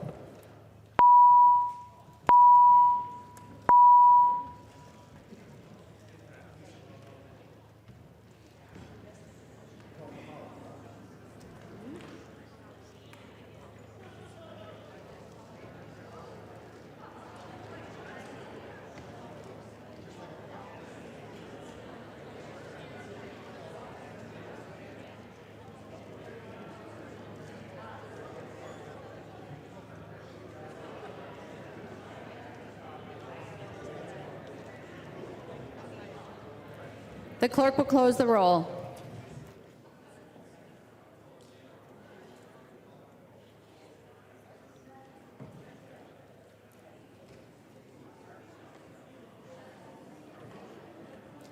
All members being present, the clerk will take the roll on the bill.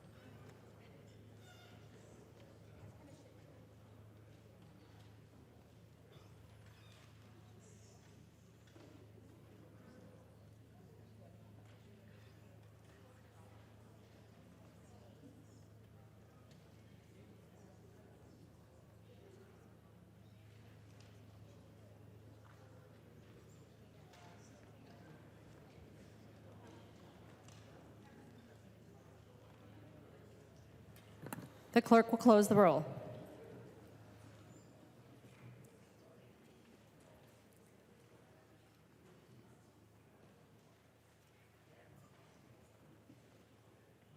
There being 69 ayes and 65 nays, the bill is passed and its title agreed to.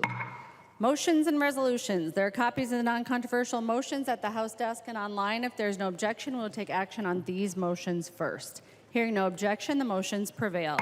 Representative Long. Madam Speaker, I move that the call of the House be lifted. Representative Long moves that the call of the House be lifted. All those in favor, please say aye. Aye. Those opposed, please say no. Motion prevails. The call is lifted. Representative Long.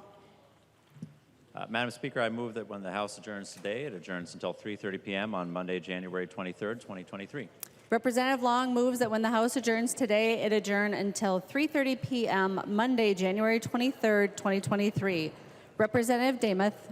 GOP members, we will meet in our caucus room just following session. All those in favor of the Long motion on the time to reconvene, please say aye.